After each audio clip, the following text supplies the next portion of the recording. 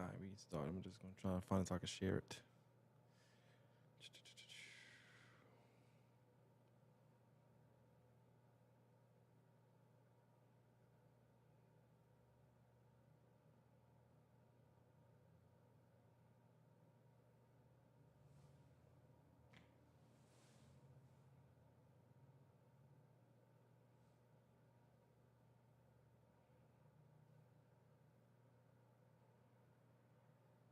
Apparently, my snake got out the enclosure. Get out of who? My snake got out the enclosure. So it's around. It's just moving around in your house, huh?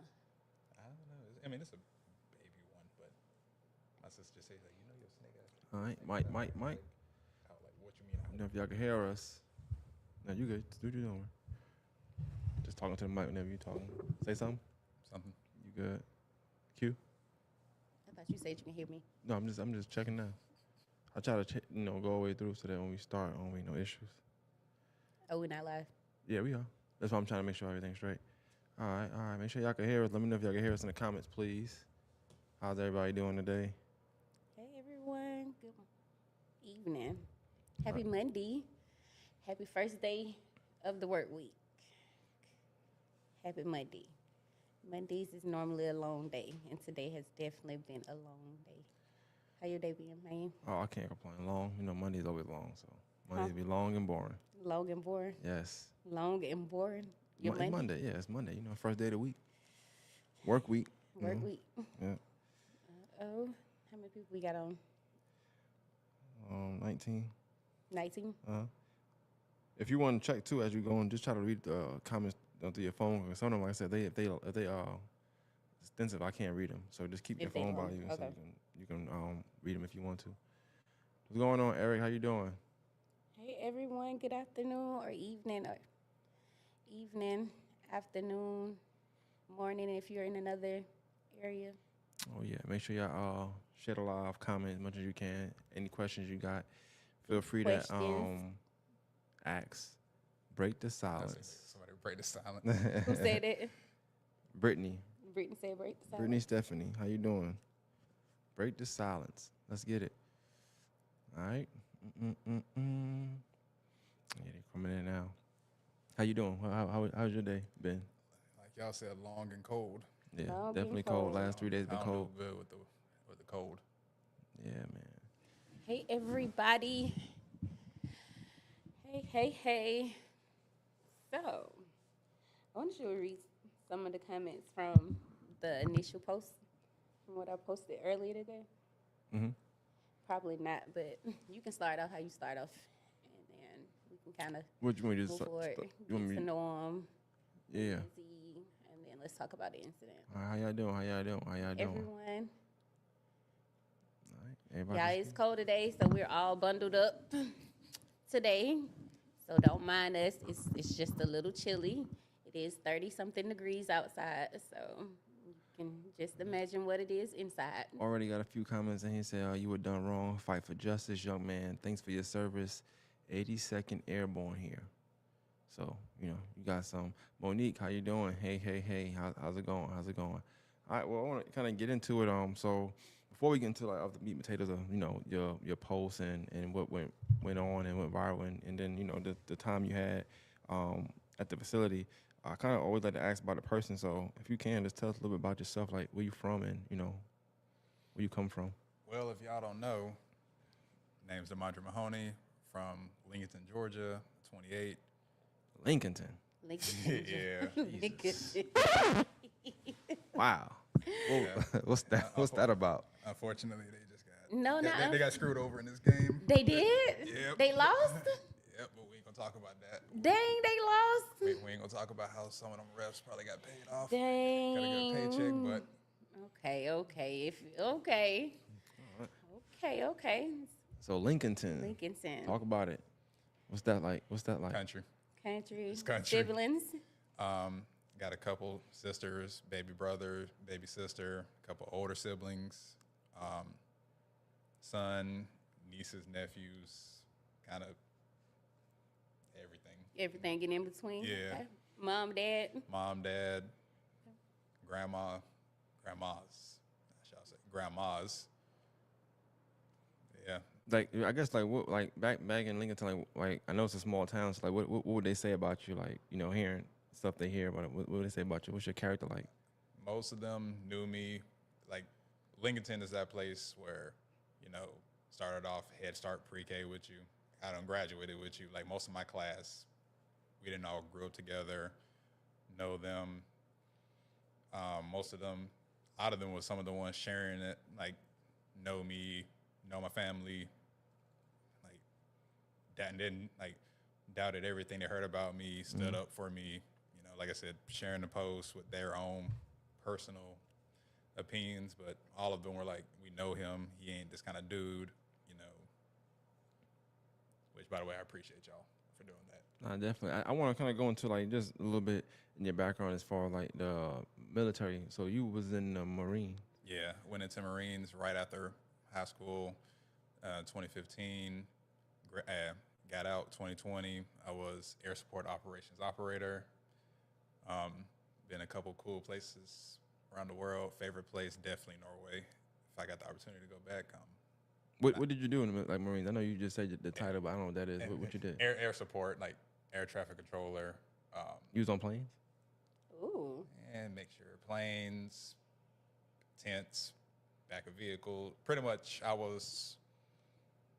Give me a radio. What was that experience? What was that experience like in the Marines? I hear about the Marines, like you hear about the Army, of course, the Navy, and Air Force, but Marines they say it's like top of the top. So like, what was that like? Humbling. That experience like?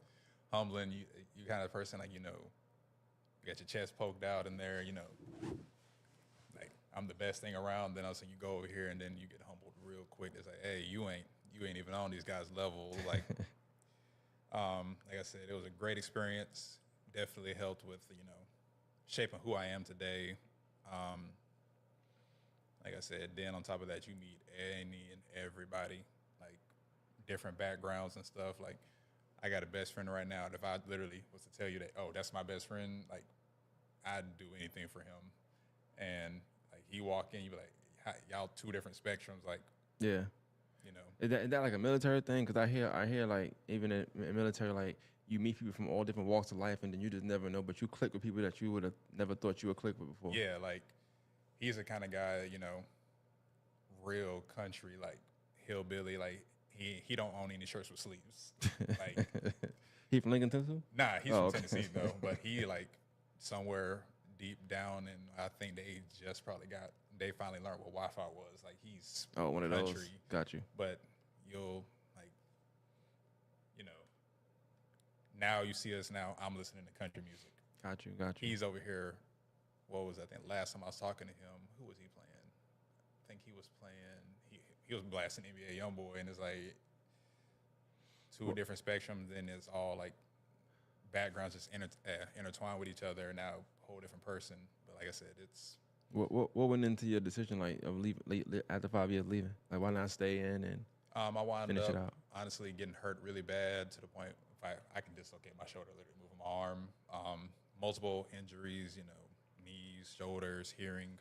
I actually suffer from nerve damage, so good chunk of the time can't feel anything. Like I'm completely numb. And pretty much when you're like towards your last little bit left in the military, you go to a doctor and then you kind of sit down, discuss like you want to stay in, you want to get out, like what you're trying to do. My doctor was like, hey, you got all these injuries. If you re-enlist again, your next enlistment's just back-to-back surgeries. Just like you're going to do surgery, recover, next surgery, recover. And he was like, and that's not even a guarantee that this will fix the problem. You run the risk of making the problem worse. So he was like, I can't make the decision for you. This is your own. Think about it. But he was like, I'd recommend you just go ahead and get out. Try to recover naturally. Just kind of get out, take it easy on yourself, And that kind of led up to then one of his biggest points were like, you don't have any kids right now. You want to hold your kid when you get older? You want to hold your kid, like, you're going to have a kid soon eventually. He like, you want to be able to hold your kid, pick your kid up, or you want to sit over here and be locked up in pain the whole time? And that was kind of like, yeah, it's time to step away from this. And like I said, got out. Took a couple months to, how can I put it? not be a Marine Yeah, per just- se. yeah, like, yeah. you know, kind of get back to like what normal, Civilian life. yeah, normal civilian life and not be this crazy Marine guy. Definitely broke you in. Yeah, that's that's probably one of the most difficult things. Like you got like between boot camp, you getting like this kind of idea like pounded into you, like, and this literally makes you who you are. Yeah. And then like, hey, you ain't got to do this no more. But in your body's like, nah, still got to do it. Like, I think one of my biggest challenges was just not like military. You do something stupid, I can yell at you, no one bats an eye about it. Regular people, you do something stupid, I yell at you, frowned upon. Yeah, yeah. But that was probably kind of the biggest, drastic changes in my life, and took a little bit, caught up with friends, family, took a much needed vacation. Then I was like, all right, vacation over with, what's next? Then I decided, I made I was like, what would pique my interest? What is something I can do that would kind of give me that same satisfaction of being in the military? And honestly, just law enforcement. Then had a sit down with, one of my close friends. He was like, hey, you want to be a better cop, learn the jail first, learn how that worked, because, there's way more than just, locking this guy out, taking this building, dropping him off, get gone. Like, probably like, start at the lowest point, So, but just for clarification, even you going to work at the Richmond County Jail, that was to become a better cop. So you figured you work there and just work your way up? Yeah, just, start at the very bottom. That was the goal, at least. Yeah, start at, what's the thing that anybody can get into? All you really got to do is be 18, go work in there, work in the jail. And I was like, okay, let me just start. Setting them up. Yeah, let me start at the very bottom, get familiar with this, when I get comfortable, I can do this without even thinking about it. The Next jail step is up. what boot camp. It's like the grunt work. Yeah, that's like I say it's still a great experience too, because like if you can't really handle the jail, you can't handle out being like you can't handle patrolling and stuff, because you sitting in there with these guys. Some of these guys I'm gonna be in here a couple of days, some dudes a couple of weeks, some dudes I'm gonna be in here for a couple of years, and you don't know what you might be walking into. You might walk in and like it might be a week of nothing. Everything's boring. Everything's just quiet going like how it's supposed to do. Next week is like fight, stabbing. Somebody did something stupid over here. Like it's. So what year did you start working at the Richmond County? 2021. And this was at Finity. Yeah. So 2021. What is it called? Don't call it. It's not Finity. What is it called? Charles B. Webster. Oh, yeah, well, But yeah. but most people. It's Finity. But yeah, on Finity Road. But like the jailhouse. Yeah. 401. so like what all? I know you said you had to be 18, but like what all stuff did you have to take to even become an employee there, officer there? So you go, you submit your, application like normal jobs, and hey, okay, cool. Then you got to go do a background check, and pass that. What's going on, y'all? Then okay, cool. Next step, PT test. Push-ups, sit-ups, running. Sound like the military. Yeah, kind of, sort of, yeah. And you pass that. Okay, cool. Lie detector test. A lie detector test? Yeah. Hey, hold on, we gotta stop there. What kind of questions they be asking y'all in this test Right. In a lie detector test? I tell anybody. It's not really per se a guideline behind it, but how like they'll ask, like me specifically, they ask, they were like, oh, have you, I just thought about that out loud, and now it's ironic. Have you ever used drugs before? No, I ain't never used drugs before. Okay, they'll look at the little thing. Okay, cool. You're telling the truth. Then they'll ask another question. Do you know anybody who's ever did drugs before? Yeah. No. Oh, you're lying. Who you know did drugs? And pretty much it's like they'll ask the question, see if you be honest. If you lie about it, then they'll start poking about that lie to get more answers out of you. Like, by the time I had my car, the guy who was, asking the questions knew my car. He was like, oh, you ever raced before? Like, you ever, illegally street raced? No. Oh, you're lying. You ever sped down here? Like, oh, you ever ran from the cops before? Like, no.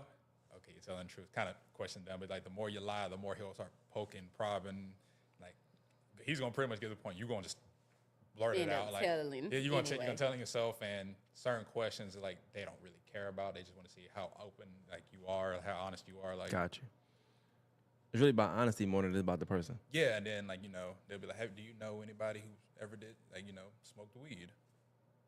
Yeah. Okay, clearly you ain't gonna lie about that. I mean, it ain't you. You know somebody.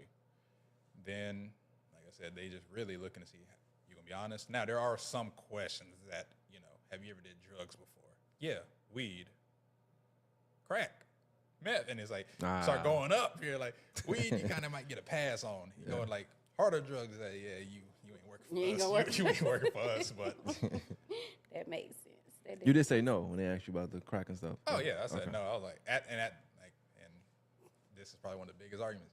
Oh, you never done drugs before? Nah, I was too big into sports, and I was always that fear of I've seen what drugs do to people, and I didn't want to. What's what I'm thinking of? So you play sports at Lincoln County? Yeah. Why you didn't say that when you asked about Lincoln County? Because they're a good football team, so I'm trying to figure out They're like great football team. they known for being good at football. You play Right. football? I wanted to, but then I was like, Oh, so you play basketball? No, actually no. No. I was actually the runner. Oh, you play track? Track, Track. cross Okay. country, Track. soccer. Like Oh yeah, nah, you ain't do no coke or no crack. You ain't do that. Yeah. like if it was a like endurance or a speed thing, that was my thing. I'm like some people are like kind of gifted athlete. You can run like you tell me you never ran 3 miles before in your life, and you running 3 miles now. Like you ain't tired. You good. You want to run another 3, and running was just second nature to me. So Yeah. but yeah, like I said, they'll ask you the questions. You tell them the truth. How long was that process? Like, do you think like what's the like from the application process? Okay, they pull it. You come in, you talk, whatever you do until you actually your first day like Honestly, there. mine was a couple weeks. Not gonna lie to you. Like it was kind of like as long as you doing everything you got to do, and you ain't lying. They gonna push it. Look, they need people. Yeah, They trying to we get need people you. in. Come on, like speed this on up. So was that the thing too? And this is important to ask. Like, was that the vibe you got around that time? Almost like, hey, we understaffed. Come on board. At the moment, thinking about it, no, because honestly, when I started working in the jail, they weren't short staffed. There was 2, 3, sometimes 4. I think one time I had 5 people per tower. That's way more than you need. Like that's we good. Like somebody in here chilling. Somebody probably might be falling somewhere, falling asleep. Like we got enough people for this. And while working in there, I watch people, leave to the road, quit, get fired. Then it started dwindling down to the point where it's only you. Mm-hmm. It's you on one pod. You need help. You only got one other pod with an additional person on there. You need help. You better pray that you can hold on long enough for the help to come. And like I said, then you pass all this stuff. Then you go into basic jailer school. What you do in the jail, what you don't do in the jail, policies, procedures. You do all that kind of stuff. Where's this training at? Like, where's this training going down at? At the time, at least. In Blythe, ain't it? Yeah, the range. Blythe. Yeah, the range and Blythe. Okay. Little, I don't really know his name. So it's like you got to graduate or something, like a program. It's not like a graduate, like here go your family celebrating all of you. It's kind of just like class, like hey, you're hired. Certified. Yeah. be a You're jailer. like, hey, you're gonna work for us, but we need you to do these are these classes you need to take, so we can actually put you in the jail. And you go all that last little couple thing. Hey, you finna get tased. Then that's the breaking point for me. Like, what you mean I'm finna get tased? And it's like you finna sit over here. You're gonna walk in this room. There's gonna be this guy behind you with the taser in his hand. It ain't the little ones, the little stick-ons, and we hit a button, you get shocked. No, I'm gonna turn it. I'm gonna flip the switch. Yeah, I'm gonna go ahead and I probably would never made it after Yeah, that. Like once they told me that I was gonna get tased, y'all can go ahead and terminate my application. But see, the thing about it, they try to like make it. It ain't that. It's only 5 seconds. But what is it? What is it proving? Like they said, you get tased. Then what? Now what we know about you? With that being said, now, like let's say I tase you. We go to court about this. First thing you say, you don't know what it feel like to be tased. Yeah, I do. Kind of that thing of help you in court because now you can articulate like, oh, But when y'all shoot people, y'all don't go and get fake like, shot. Not you. I know you. I'm just saying, like, not you per se, it's just but more of like, why Hey, is that the makes sense. The tase cop is should not go the get shot real quick. right? Yeah. Because if you got shot, you probably be less likely to pull the trigger. yeah, too. it's kind of a thing of like go to court. Now they can't say you don't know what it feel like. You just did it. You don't know how it feels to be tased. I almost died over here, and it's like I got tased too. Actually, you were running. You moved around a little bit with a jacket on. I didn't have nothing on but a pair of gym shorts and a thin T-shirt. I got hit way harder than you did and closer. It's like I get what he's saying, but at the same time, I feel like it's almost like, hey, tase him so that we can go to court and say, oh well, like we could say F it, oh well, like Yeah, like oh you can't. so what? I felt it before. I said, passed. Yeah, and like I said, and then also on top of that too, now you know what it feel like to get tased. You less likely. I'm gonna pop this thing. I'm gonna tase you now because I know what it feel Gotcha. like. Yeah. Can I like de-escalate this a little bit more for I just pop this thing out and send out electricity to you and watch you lock up and scream and convulse over there. So if I think y'all should get shot too. if you I think if I y'all, say, what you mean get shot? I mean, I think if y'all trying to figure out how it feels, so that when you go to court, that you have a relevance. I mean, I can tell you what getting shot feel like. It hurt. It's more, but I mean, it's Yeah, but you getting tased, everybody gonna have normally the same reaction. Your body you gonna flex. Every muscle in your body, you're gonna lock up, you're gonna fall. That's it. You had gotten tased before though, right? Don't Yeah. they do that in the military too? In the Marines? I done got tased in the military. Yeah. I done got OC sprayed. I'd take OC sprayed. Yeah, cause I do a bunch of stuff in the military that I Yeah. would never sign up for. Yeah, because I did when I was in the military. I did get I signed up to help be an MP for a little bit, and part of that was, hey, you're gonna sit over here. You're gonna look me in my eyes. And I'm gonna take this OC spray and I'm gonna spray it in your eyes, and then you're gonna run this course without being able to see. Hey, do me a favor and make sure you're talking to Mike too. But like, talk to me about your very first day, like at Finney Road, the Webster Detention Center. Tell me about your first day and like what went through your mind and what was that shift like your first day? What time you went in? I want to know everything. So first day, coming in, I was I ain't gonna lie, I was nervous because I mean, now it's no longer classroom setting. Like, go to this pod. I believe my first day, I go in, fight breakout, and I'm like sitting there, just do I let them fight? Like, you sit here, you see all like the movies, the TV shows, jail, this guy getting shanked, and all that. I'm just sitting there like, hey, I'm looking at this dude that's so like, you in the tower, but they're fighting. they're fighting down there in the pod. And I'm looking at the dude I'm like, hey, bro, what we do? Like, do we help him? Like, hey, this dude clearly getting beat up down here. Like, Yeah. Do we save him? And kind of after that was like What did the guy say? What did he say? Like, he was like, oh, help on the way. You ain't gonna go down there today. You just knew we ain't gonna do that to you. And I was like, hell, what you mean? My first day? You mean you gonna send me down here for real? Like, but that was kind of that. Then he was like, look, that ain't every day. That's kind of, and I was with an older gentleman. He's been doing this for, I think he's been doing that longer than I've been alive. Like, he was working in the jail, at the old jail, like the one they tore down. Yeah. 401. Yeah, 401. He was over there, so he kind of guided me, showed me how to do things, and then one of the things he told me was, hey, this is the right way, and then you will always learn how to put your own little spin on this. He was like, what might work for me might not work for you. What might work for you might not work for me. And kind of, like I said, got comfortable. Then I started being able to, like, hey, I know certain individuals I can talk to this kind of way to get my point across. Hey, do this. But then if you walk in here and do the same thing, they're going to look at you like, don't talk to me. Yeah. Or, Gotta know your personnel. yeah, like you kind of like know that. And then I started learning that, okay, cool. And one of the things my dad told me that when I first started working is like, hey, just remember, this is jail, not prison. These guys going to get out probably. Like, a good chunk of these guys going to get out.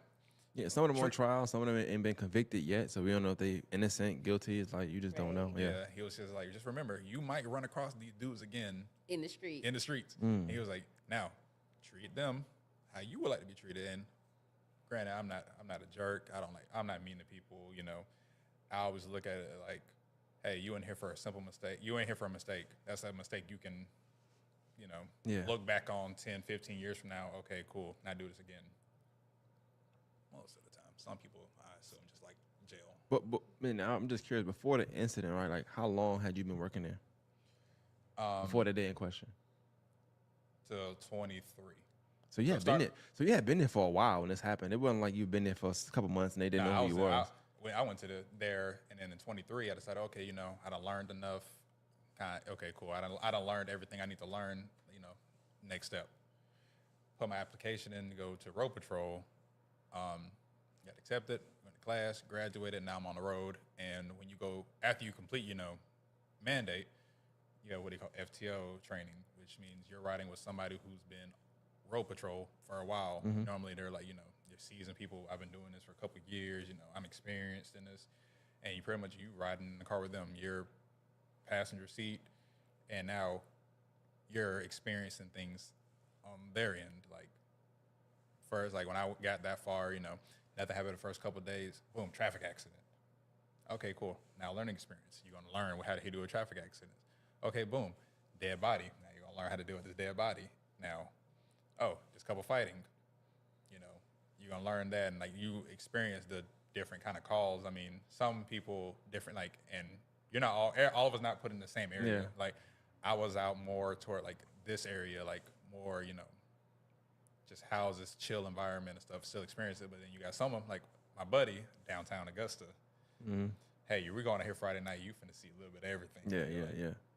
That, and pretty much then as you start you get a little bit more comfortable out here. Okay, cool. Now I'm gonna let you answer this call. I'm gonna sit here. I'm gonna backseat you. I'm gonna watch you and stuff. And cool. Tell me what you're gonna do. Why you made this decision. And I mean, granted, now I'm gonna let you get too far and be like, oh, this couple arguing. Oh, lock them both up. Oh, no, we ain't gotta lock them up. Like, Mm-hmm. this is what you can do. And they pretty much. And then after a while, you start. I mean, you complete your little courses you got to do, your hours and stuff. Now you're on your own. You ain't no more riding riding. Right along. Riding along. Now you got your own car. Now you're on your own now. And you started doing it? Nope, didn't even make it that far. He ain't make it that far. I didn't make it that far because while doing that, and because I was so good on the pod I was on, they were asking me to come in. Hey, can you come in, help some overtime? And it's overtime anyway. Yeah. And But just before you, how many other officers were doing that, like working something else than coming to the jail? How many more like patrol officers, I guess, was coming to the jail? Like Road Patrol, that was just a thing that just happened. Like it was just you? There's no really specific number. You can have 1, 10, 15. It just. I'm asking, was there other patrol people working in the jail with you? Oh yeah, like okay, yeah. So that's common to do, like go back and forth. Yeah, you go over there, and I mean, I guess now they've kind of bumped up their numbers again, so I guess it's not as needed. But during that time, yeah, like see a dude literally, we both on a road patrol. Okay, cool. We're gonna like day off. Cool, we're going in jail, and that's just like I said, they more money overtime, mm-hmm. and a lot of us came from the jail. Like I know specifically.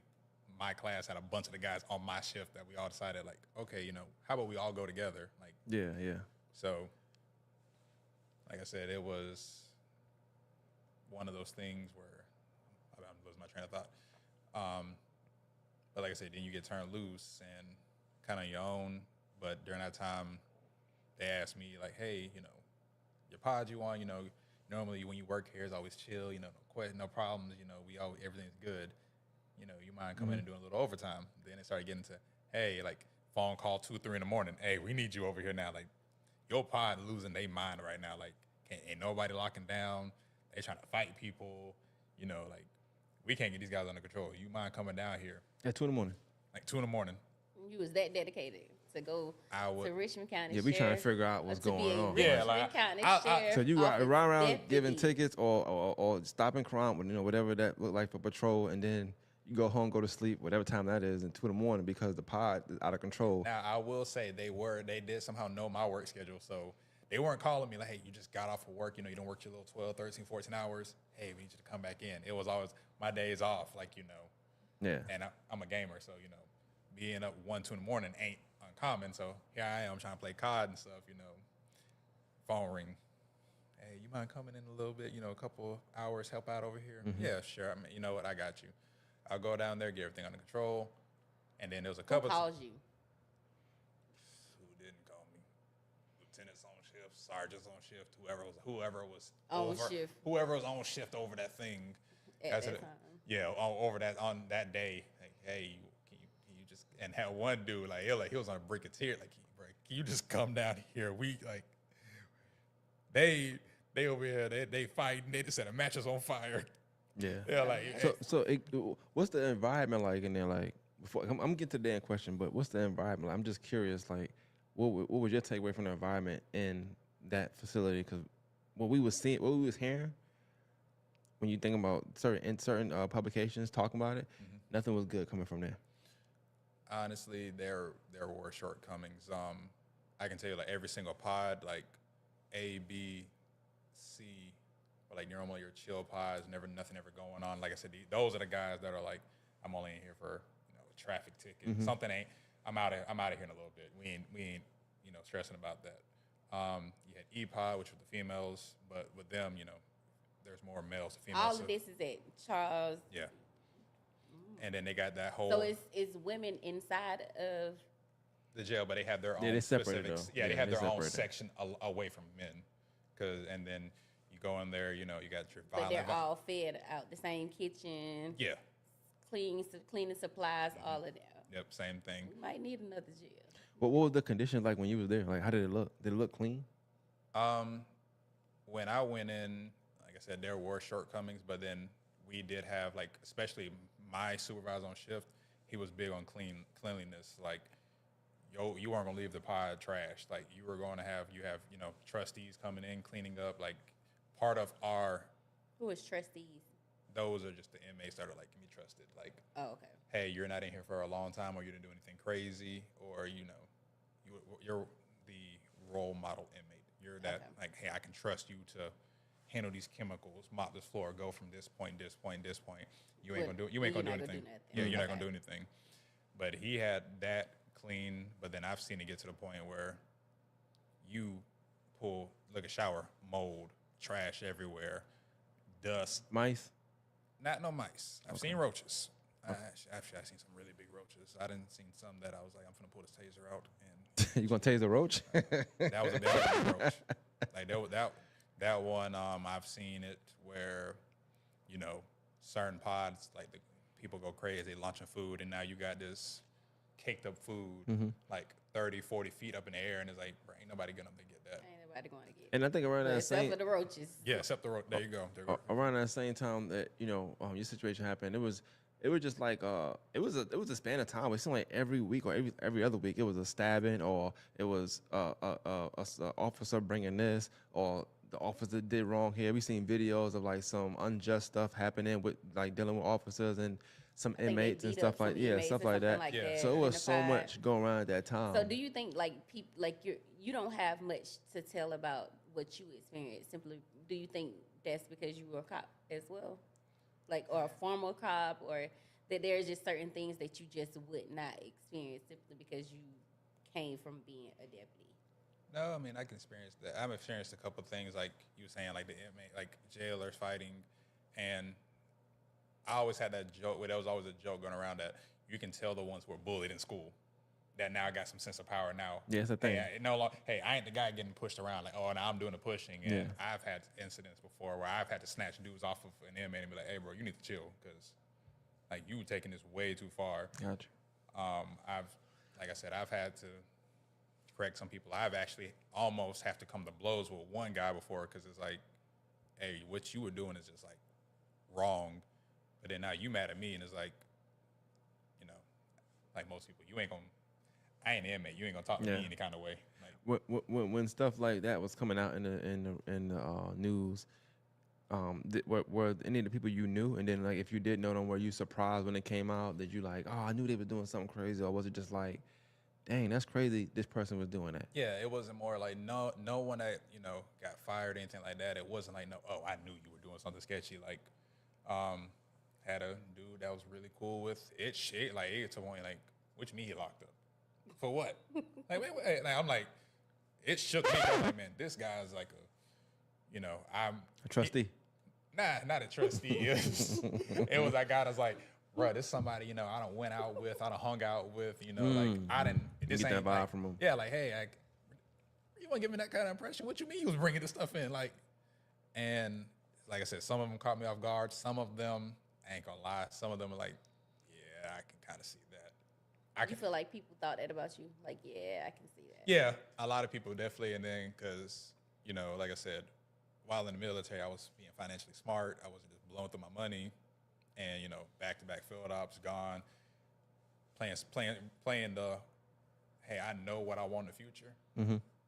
Let me go ahead, like, And and let me go ahead and prepare myself because, you know, right now, I ain't make, like, you know, you get in the military, you ain't making nothing.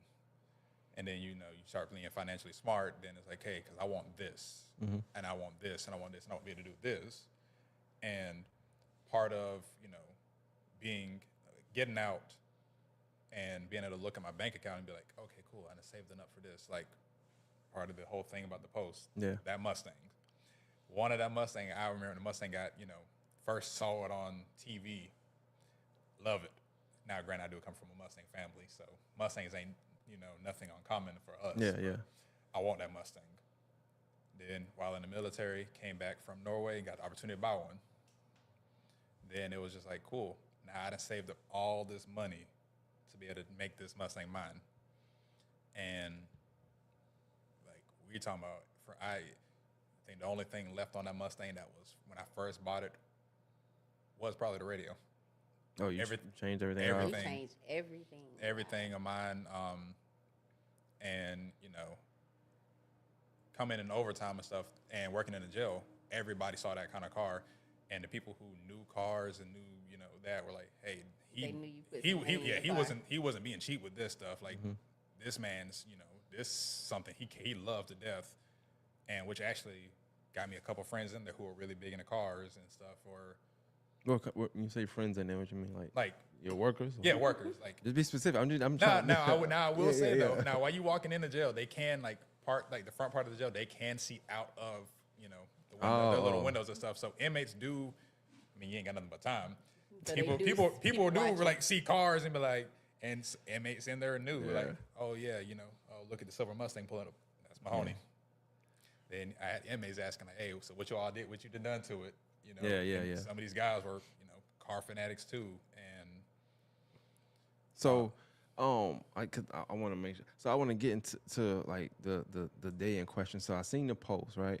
So kind of walk me through that day, even up until the person that needed assistance. Like what went through your mind going to retrieve whatever you were retrieving to get that person what they needed? Like what was going on? Was that overtime for you that day? Yeah, a day off. So that was overtime. That was the day off. That was the day off. Damn, he had a Friday moment. How you get fired on your day off? Was it a Friday? Was it a Friday? We gotta do our research and see if it I was. I don't remember. That'd be real.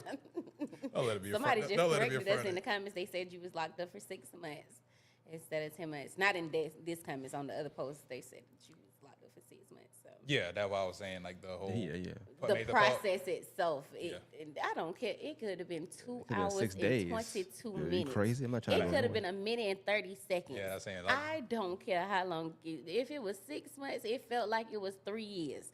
I don't care. Yeah. I do not care. I don't care necessarily. The time matters, but any time that you do in jail, it's gonna be an extremely long time. I don't care. But yeah, walk me through that day. Like So what was going that on? day, you know, I come in that morning, you know, everything going smooth as normal, nothing big. My pod chilling. So then fight breaks out on another pod. Clearly, you know, as most everybody does, fight breaks out. Everybody who's able to come to assist goes assist. Okay, cool. This is all the deputies. Yeah. That's available. Will go And anybody who ain't like, you know, tied up or anything, you know, go and help because, you know, sometimes fights can be like, you know, one-on-one. I've walked in on like 20 on 20. So it's like more help, easier it is. But so I go to the pod, and man asked me, hey, you know, can you give me some baby powder? You know, I got a rash, and, you know, they're supposed to be, you know, put baby powder to help it calm down. And it's an apparent rash, like you can kind of see it. And it's like kind of that thing of like lean away, like don't touch me. That might be contagious. Yeah, sure. I'll see what I can find. So I go back to the back where you intake, but they have a storage room. Asked one of the deputies back there, I was like, hey, y'all got any baby powder? They may need some. Yeah, sure. Give it to me. Go back, put it on the windowsill. tell the jailer that's in the tower, like, hey, this baby powder goes to them. Walk out.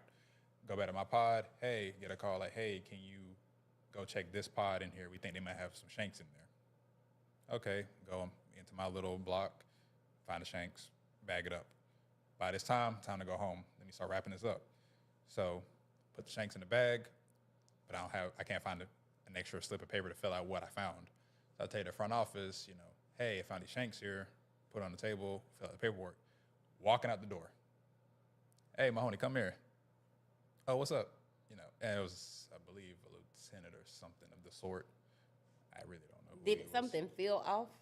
No, it was just like, and I honestly, when they say come back, I thought it was finna ask like, hey, where's the shanks at? Like, where'd you put them at? Oh, in the office, okay, cool, I'm out.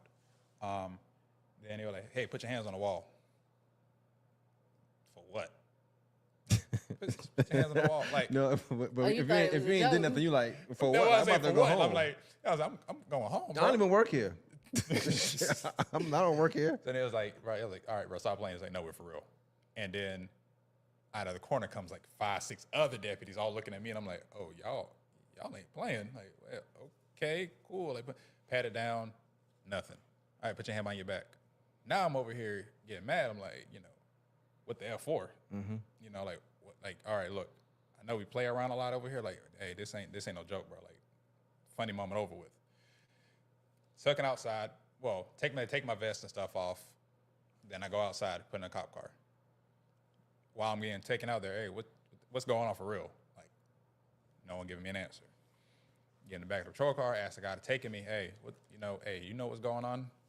Nah, man, all I got to do is take you told to take you to the sheriff's office. Go in there, get led in the room, handcuffs taken off, put the leg cuffs on me. Now I'm leg cuffed to the chair.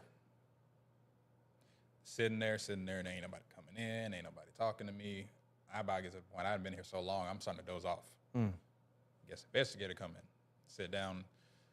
Tell me about the day. What happened today? Oh, the normal, responded to the fight. I found some shanks, typical, whatever day it was, And oh, tell me about the drugs you brought in. And I quote said, "What damn drugs?"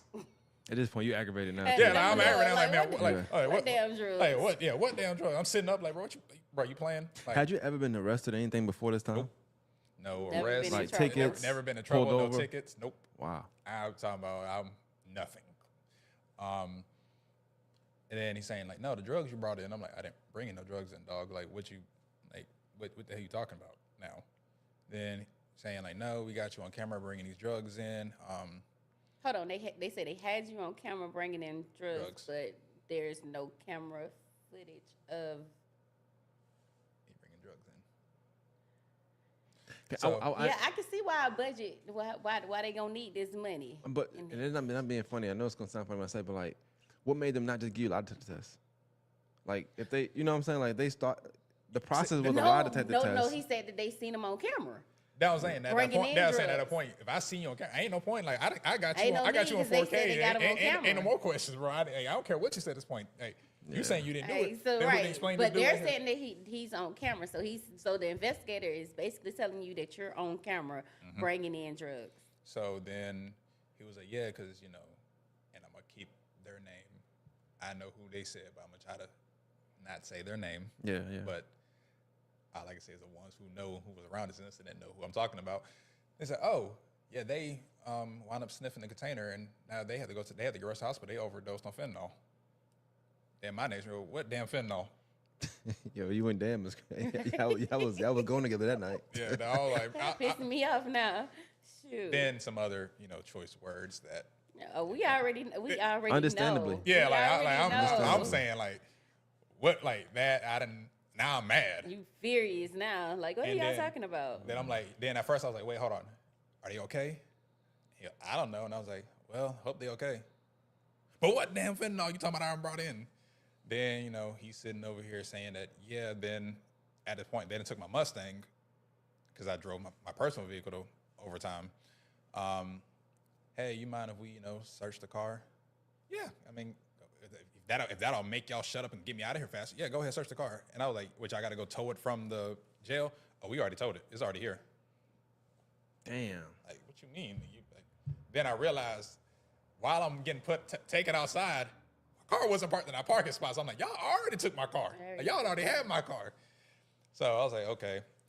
Then, they walk out, gone for a little bit, come back. So hold on. So you were in the jail. So they took you out the jail to take you where? To the sheriff office, and they have an investigation room in there. Was the sheriff you went there? downtown by May Park. Yeah. So they took you out of the jailhouse to take you to the investigator office so that they can interrogate you in regards to what went on in the jailhouse. That they had on camera. That they had on camera. So come back, and I'm sitting here now, aggravated. What you find in the Mustang? Oh, we ain't find nothing. I'm like, exactly. Now me being pissed off, now I'm being smart, and I'm just being smart ass now. And I'm like, yeah, exactly. All right, then they're like, now do you give us consent to go through your phone? And I'm like, bro, you gotta do all that? And then, bro, okay, come on. Then open my bank account, oh, what's this money over here? And I don't remember exactly how it is, but when you get disability from the military, it says VA Treasury or something like that. And that thing, but it's acronyms. Oh, what's this money keep getting deposited to your bank account? I'm like, I'm disabled from the military. Every month I get a paycheck. Like, you can scroll up last month, you'll see the same thing. Scroll up the last month, you'll see the same thing. You scroll that month, you'll see an increase because I got an increase in my disability, but same people. Okay. Then during that time, my significant other was blowing my phone up. Like, and I happen to see my messages. I'm getting cussed out off that phone. Like, where you at? Like, just. Oh, she's snapping. She's snapping, and I'm like, hey, look, hey. Then I even asked them, like, hey, for our safety, this little girl is angry. This little girl angry. I was like, can I call her and tell her, like, so she can stop blowing the phone up? Yeah, you'll get a chance to call her. And they would treat you like an inmate. Yeah, and I'm like, that's all right. Crazy. Yeah, you'll be able to call her. Okay, cool. You'll get a chance. Walks outside. Comes back. I was like, hey, quick question. And I was like, am I going to lose my job this? Yeah, mad again. I'm mad. I'm upset. I'm like heartbroken because I'm like, bro, I didn't do anything. So apparently later on I found out when he walked outside with my phone, they used my phone to call her. She answers the phone, cussing me out. So somebody's like, hey, this is investigator such and such with Richmond County. Just let you know, Demondre Mahoney's going to jail. That's foul. She starts spazzing, going to jail for what? That's foul. Now at this point, she's honestly thinking, she even said, I only thought because you got off of work, you were doing something stupid in that car. Now you got locked up because you're doing something stupid in that car. And then you're like locked up for what? Oh, he brought drugs in. Now she's cussing him out because she was like, he don't do that. Like, let me talk to him. He'll give you a call when he gets to the jail. So then I get transported to the jail. Go in the back. The guy driving me back was like, hey, you need a moment to cry? Like, you want to just get it out? I was like, and I'm like, what the hell I'm crying for? I ain't do nothing. So go in there, the whole, booking process, get thrown into the T1 where that's a specific pod that's meant for, other law enforcement, people that just can't go with other general population. Yeah, like that's your like celebrities, doctors, lawyers, anything, judges. Yeah, anything that they could have encountered these guys hadn't had a hand in while they're in jail. Real quick though, like if you don't mind, like I know the guy said he asked you, would you want to cry, whatever, but like maybe you didn't want to. You was upset. I don't know. One, did you want to? But also, two, like what was that process like doing the booking part? Like you're an officer. You here working overtime. You love your job. You've been doing this since 2021, and now you're being booked. The very people you had to supervise. I'm heartbroken. I'm sitting over here, and then the look of a couple, and I'm talking about like I consider these guys like brothers. The look of disappointment in their eyes, like even one of them went out their way to like be the one pat me down, and he's over here like, bro, why? Just why, dog? Like if you need like kind of that disappointed big brother, like bro, if you needed something, we could have helped, bro. If you needed something, bro, I would have got. I had you on this, like, and I'm looking at him like eyes watering, I'm like, bro, I didn't do this, like. I swear I didn't do this to you. That gotta be hard to like, because I feel like now we in a certain time. Of course, we hear you, but it's like I could see working with someone, and because it was going on so much from what we heard from the outside, I don't know what you was hearing inside. I just feel like people naturally be like, yeah, you They did it. automatically like, y'all And did especially it. somebody going to say it's, Like- it's on camera, you know? Yeah. Anything that happens with a cop, automatically be like, yep, they did it. Like And off top, yep, they did it. And that's the downside about it. And like I said, he's sitting over here, he's crying because like this is like yo baby brother. This is the guy you've done so much stuff with, and you just did the stupidest thing in the world, knowing if you needed money, You I could. got you. If you needed anything, you can come to me, and I'm gonna make sure you got it. So I'm sitting over here, I'm upset. And then he even said, like, bro, as much as I wish I could hug you right now, but you already know how this goes. Damn. And they catch me hugging you, it's over with for me. Yeah. I'm like, bro, I understand, I ain't mad at you doing your job, bro. And he was like, look, bro, I keep you in my prayers, keep your head up. All right, so now I'm going in, and I'm in a pod, walk in there, there's a couple other, people who've been locked up prior before me sitting in there. I know a couple dudes. I say what's up to them. You work with them, some of them, right? These are people of prestige, cops. Yeah, these are like cops in here. Okay. Yeah, see y'all. So it's other Y'all cops. know each other. Yeah, it's like, hey, bro, what's up? Then looked around, I'm like, hey. And then one of the guys I actually knew, I'm like, hey, bro, ain't he a cop? Like, law enforcement? He was like, nah. Like, that's the dude that was in for murdering his mom? Like, shot his mom that many times? I'm like, yeah. I'm like, bro, what the hell is he doing? Oh, wow. Oh, high-profile cases, too. Well, so then found out that they were just putting certain inmates in there. Like, that one in particular he was known for fighting. Like, he coming out swinging, and it's like, hey, if he mad, you might as well go ahead and bring about 5, 10 other people with you, because he finna throw hands. And so I'm sitting over here like, bro, this is the man I gotta share a bed with. Like, this my bunk mate right now. Oh, like, y'all in the same cell? yeah, like we're Oh, like it's God. so it's literally like this room, like just a big area with a little TV and the phones in the corner, beds against the wall. So, yeah, it's a bunch of beds. It's not like a cell. It's like a bunch of... Just a bigger room, just Gotcha. free open space with bunk beds and stuff, and they're all full except him. And I'm like, oh my God. I'm like, oh, okay. Well, I mean, at this point, I'm in here. Then in my head, I'm Were you like, comfortable because you worked there? no, I was uncomfortable. How'd you feel when they took your picture? No, I'm not. I'm not being funny. It was just that this can't be real. This can't be real. And the irony of that is, so I got locked. I don't remember what time I got locked up. But by the time I got into that cell, and like most people who've ever been in jail, we gonna watch the news. You was the head. I ain't gonna lie. Turn the news on, mind faces on. I'm like, bro, I just got in this jail. Y'all don't even waste no time putting me on this. They say, hey, wait till he get in there, then we gonna put it on TV. Then we go put it on Yeah, TV. like, I'm talking about mud. I'm like, bro, whoever took that picture, They somehow couldn't wait. they sent that shit. They sent it straight. They to sent it to Jared Report. That's crazy. They They sent probably look. I'm on the media list. They probably instantaneously sent it. No, I'm out talking on about the sitting there like media there. Then, so I'm sitting in there now. I'm not comfortable. I'm most uncomfortable. I'm just like, I can't get comfortable. I can't sleep. How'd the bed? I ain't been in jail before. Horrible. So okay. It's- Is it like How tall are you? how thick is the bed?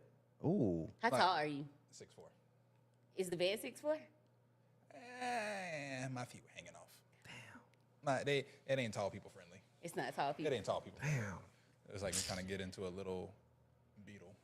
It ain't no room. But And I don't know if you talk about your case now, like, of course, but like, did you talk to people there? Like, was it hard to even like converse with people there, who like, of course, I'm sure you was saying, I ain't do this, but I feel like a lot of people say they didn't do it. yeah, so at first, the first couple days, it was kind of like, hey, I'm not even going to talk about this. Then, and back saying like, I thought I was going to be here, like, I'm going to probably be in here for a day, maybe 2 days, then In I'm your gonna go, mind, you like, yeah, I'm gonna be out. yeah, I'm going to be out, They'll check the camera, see that it ain't me. It's a mix up. Yeah, we're gonna be all right. Days turn into a week. Okay, cool. First bond hearing, denied. Menace to society. He gonna do it. If given opportunity again, he gonna do it again. They called you a men's society? Yep. And Yo, I'm like, and I'm Hey, sick. I'm going to get the transcript. that's crazy. I need that judge to say, I'm going to get the transcript. When I tell you I'm making it bow, I'm highlighting that part. A menace to A society? menace? Menace to society. off of bringing because it's fentanyl fentanyl. But mind you, this is on camera, mind you, right? supposedly, So but the judge ain't looked at no camera that's that. Then he shouldn't say The- it. You know what I'm saying? Like how Yeah. you just gonna put a title on somebody without because like? that's what his people said before he came. So- Like This is people too. everybody did their job first. Yeah. Oh, but this his people. That's pick and choose to me. That's crazy. And this then is his people. So I'm sitting here like, That's wild. bro. You serious, bro? Like a menace to society. I'm like, bro, I don't even got a speeding ticket, bro. And I'm like, how do I automatically go from never like 20 something years of no trouble, menace to society, off rip? And so they then denied your button because you were a menace to society. that, and given opportunity, I'll do it again. Was your family there at your court date and stuff? Or Yes. what was that like? Like I know that had to be How hard. long were you? Well, hold on. How long were you in jail before the first bond hearing? Like a week or two. So normally the process when normally most, deputies and stuff like that get locked up, you're normally like you're rushed out. Go they can give in a bond and then out. They honestly don't try to keep you in there. So and while this is going on, my family's in the background and I'm just looking at I'm looking at my mom. My mom's sitting over here crying and stuff. Then when it's that menace to society, that statement came up. You seen my whole family like sit up, like all of them got ticked off like instantaneously. Like they all were just mad. Then, I'm like, okay, cool. You call me a menace to society. Well, we're gonna bond denied. We're gonna keep holding for further investigation. Are you on the? Damn. Are you on the TV or are you inside the courtroom? I was in the courtroom the first time. This 2023, so you might have been more inside the court, right? Or- Yeah, I was inside the courtroom. They brought you inside. Okay. So then now, speaking of public defender, while I'm sitting there talking to public defender, because I'm like, ain't no reason to get a lawyer. Once again, it's a misunderstanding. Ain't no point of dumping that kind of money. You're a very optimistic guy. Very I'm- like when I say he had so Yo, much he trust really in believed in the Richmond system. County Sheriff Office of doing the right thing. Yeah, I was saying because I'm like, you do the right thing. I mean, he did work though. Yeah, I was saying you do the right thing. I'm expecting, hey, Nah, you're right. You Because he did the right thing, I think he probably felt like everybody was doing it. Everybody was gonna But do then the right and that's thing. the sad part, like by somebody that's doing right, you doing right. You assume others doing right. Everybody is but doing you right. get like the short end of the stick some crazy kind of way. It's probably somebody in that jail was like that should have went to jail. him, like Like they don't know him. what I'm doing here. You know what I'm saying? That's Yeah. crazy to me. He probably took the heat of somebody Probably else. so. Yeah, that's a whole other thing. Some things that's been one of the things that's circulating around. You said public defender. I don't know if you can answer the question. I just have to ask because it's a question there. They said who was the judge? Ooh. Craig. I knew. I knew it. I promise you, I knew it. I But knew it. Is he retired now? I think he so. is I think so. retired. He retired last year Yeah, I think. in December. Yeah, I I knew- think. They I say already he do knew. not play, man. Man, my best friend is Yeah, in you jail correct, right yeah. now. I'd have He heard said people that literally say like, we got to wait for him to retire before you go up on this. Yeah, I'd have heard people literally say like, "Hey, man, you like any other judge, you might have a chance. You see Craig up, go ahead and just cancel your hope. You ain't getting out." But so like I said, bonded out the first time, and now by this time I'm So this I'm in my maybe head. a week or so in. Yeah, so now I'm in my head, But while I was on a public defender, we just in there talking, discussing. I don't even remember what we were really talking about, but I guess options and stuff. Door opens up behind us. Hey, sign this paper. Put it down. Put it in front of me. What's this? Oh, this is you agreeing that you've been terminated.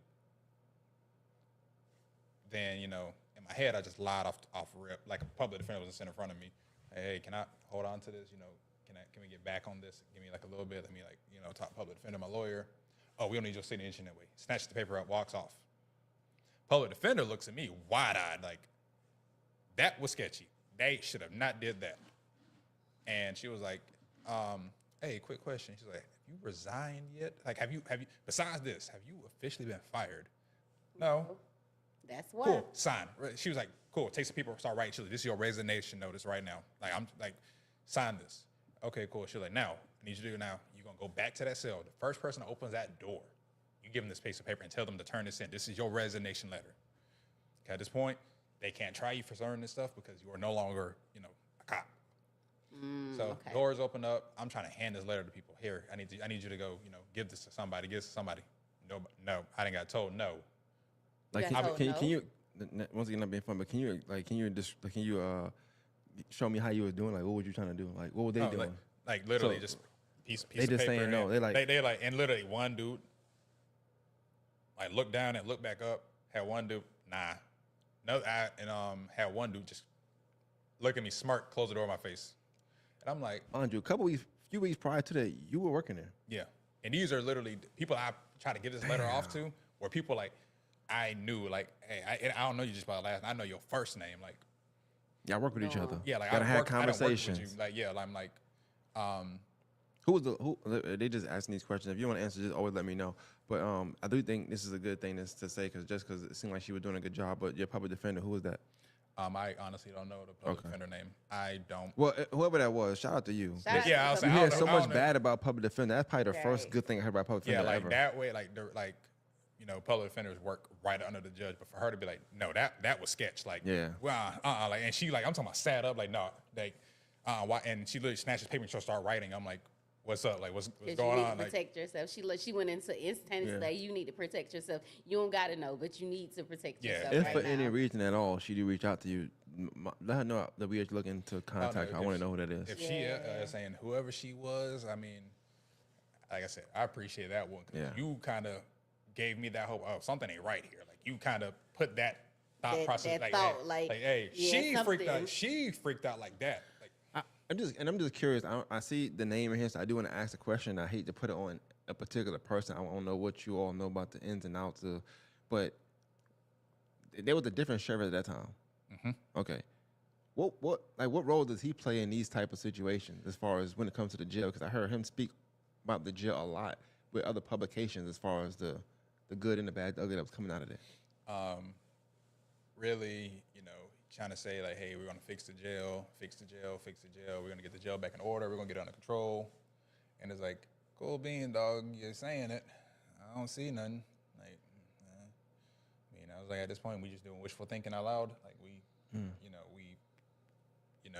you just talking to talk. Like, because I'm like, cool, you saying all this. I ain't seeing nothing.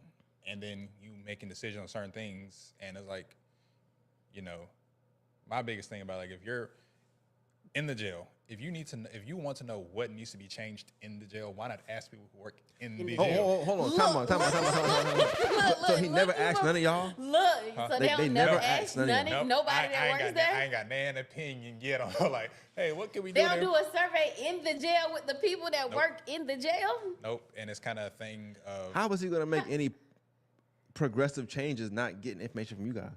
because I honestly feel like, because he'll walk in randomly, take a little tour around here, and make decisions. You know, people who make way more money than me, like, okay, this is what I've seen. This is what we're gonna change. And it's like, just can you change one door? Just not saying this. Yeah. You change one door. What about these other like 30 doors behind me? Yeah. And Damn. like, it was that thing once again, like, the people who work here, the one who I got to sit over here 12, 13 hours. I would probably know what's wrong with this stuff way more than you do. Yeah, at the bare minimum, just at least give y'all a voice to say these are things we would fix. These are things we are seeing in our day to day here. Not just you, but just the officers, the deputies that's there. I would have thought that y'all would have had some kind of voice at least. Yeah, and then like I said, part of the problem with the jail too, like, there's like, as an inmate, you got nothing but time. I'm locked in. I'm confined in this area. I'm gonna learn how to freaking pop these doors. That was problem number one. Like, these guys were so good. You close the door, you heard the door click. That door locked. You look back, dude, and push the door open. They got a point. Dudes were learning how to make the door never lock again. Like, then you got the dudes like getting like, oh, how are you over here like lighting this stuff? Take pencils that you can get, break the lead off, take the lead, put it together, spark, fire. Yeah, they become chemists in there. Oh, I don't know if you know it or not. Yeah. Creative. And I'm not even gonna lie. Like, when I was in there as a thing, I done learned some stuff. I'm like, I done there's some stuff I still do to this day. Like, I done learned in jail. Like, Yeah. This is like a survival thing here. Hold I'm on, like, when you was in there, like working, or when you was in there? no, like, I was an inmate. Oh. Like, I had other inmates like, oh, we can watch this. Like, What was it like? What was your day-to-day mindset like? Like, cause you was in there for 6 months. You said 6 months. yeah. Damn. Like I said, what was the mindset like being there? Like toward the end of it, and I'm not gonna lie, I got accustomed. It got to the point I wake up, it's just another day. It's another day, to the point where You just get in a routine. I'm gonna wake up, and I'll tell you my day-to-day routine. I'd wake up, breakfast coming. I'm watching Martin. Me and all the other, we watching Martin. Then, you might go back to sleep depending on how you feel. You might just stay on up. Then, afternoon come around. No, Sundays it's football. There ain't no discussing here. We watch sports. Then, finish the night, watch probably some movies. Me and a couple other dudes were actually started working out, like had a whole workout regimen in here. Then, at night, most of the time, watching Wildin' Out. I've rewatched all of Wildin' Out in jail. That's sad, bro. Then, that's the point where, people are, the showers, people are calling, on the phone, calling loved ones, the phone thing, people winding down, then it's bedtime, then it's up, do it all over again. And I will say that in there, like my little thing in there, we had a whole routine. We mopping, cleaning, like that in that area was clean. And we did not play with that. I remember we had that one inmate. He ain't like to shower. He hated the shower. I'm talking about, I think I was in there for that whole period of time. I seen him shower like 3 times. I'm not gonna lie to you. I always told I never wanted to go to jail, and I still don't. But I'm trying not to. You know what I'm saying? And you ain't trying to go. You know what I'm saying? Sometimes shit that's how it be, right? Yeah. But I be feeling like that's who I would be. I'm not washed. I commend you like on your resilience and like you just continue and pushing forward and finding some kind of normalcy, right? But in the same breath, it's like it's super sad to even hear. That's why we asked you a question before to get who you were, and like I just feel sad for you, even though you overcome it for the most part, and I know you still deal with some stuff from there, but like it's sad to hear like you have to talk about it like you found some normalcy in this situation that you really shouldn't have been in the first place. And I mean, you did like get to the point, like you said, clearly you're gonna be upset. Like as you talked, you sounded like my cousin that I know did the crime and is in jail. Like when I asked him a question, you sound like them. Mind you, I know you didn't do it. Just like it's just crazy how that works. Like you sound just like them. Like, well, we just watching Martin, and then we working out, and my pa was cool, and it's like you shouldn't have to have that. You shouldn't have to have that experience. And that's that part, like being in the military, like adapt and overcome. Yeah. Okay, cool. I'm adapt to this. That's now, crazy. And open the door. Oh, you ain't sad. And I remember I had one dude specifically. You ain't sad no more? Nah, I'm chilling. Oh, and like I guess the look of like, wait, what you mean? I'm like, and like I said, in there, I can tell you the conditions of being in there as an actual inmate. Was it different when you doing like you described it as an officer, but what was it like as an inmate? My pod specifically, I came in during the summertime. No AC. Oh, hell 110 degrees outside. 110 degrees in there. Got to the point, you try to be that. I'm gonna keep the jumpsuit on. I'm surrounded by men. I ain't gonna keep the clothes on. Man, I'm gonna walk around in my shirt. I'm gonna walk around my drawers. Like it's hot. Yeah, it's to the point where it was like you doing any and everything to the point where some dude got so desperate. Like we had a fan in there. Don't get me wrong. We had a fan, but you're in a confined area with hot air. Fan ain't doing nothing but blowing hot air. They would go get in the shower, soak themselves with water, sit in front of the fan. That's about the coldest you're going to get. And that went on all the way through summer. Was there a limit you could take a shower per day? Like, is there a limit? I mean, it's the point. You can sit over here. You can smash up. Pretty much to shower, you walk in there, your little, shower. Got a button. Hit the shower, you get a couple seconds of water. That's it? Turns off. Hit the button again, turn it back on. So the whole time you're trying to scrub, start the time, got to hit the button again. And if you they saving water, huh? Yeah, I'll say. And then there was points in time where there was no hot water. You said where there was no hot water? No hot water. Now you're cold. Now, granted, though, that was benefit. It's in the summertime. Summer, so I ain't complaining. When it started getting cold, but you're sitting over there, you got to smash the button to shower. Sometimes, like I said, the water be warm. And it got to one point, water, like, I don't know, they fixed it.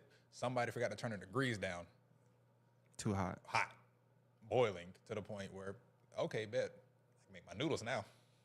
Put my noodles under there. Oh, my God. Hot water. Like steaming to the point where I felt bad. There was this one little, I'm assuming he was maybe like French or something, like tiny dude. Walked in there, hit button, screams. And I'm laying in the bed, covered up, sleeping. I done thought somebody had got him. He jumps out pretty much just red and then almost pretty much equivalent putting boiling water on his skin. Wow. So he over here, we over here trying to, people trying to give him Vaseline, hey bro, just put this on you, when the nurse come. And that's another thing. Something happened to you in there, good luck getting some response.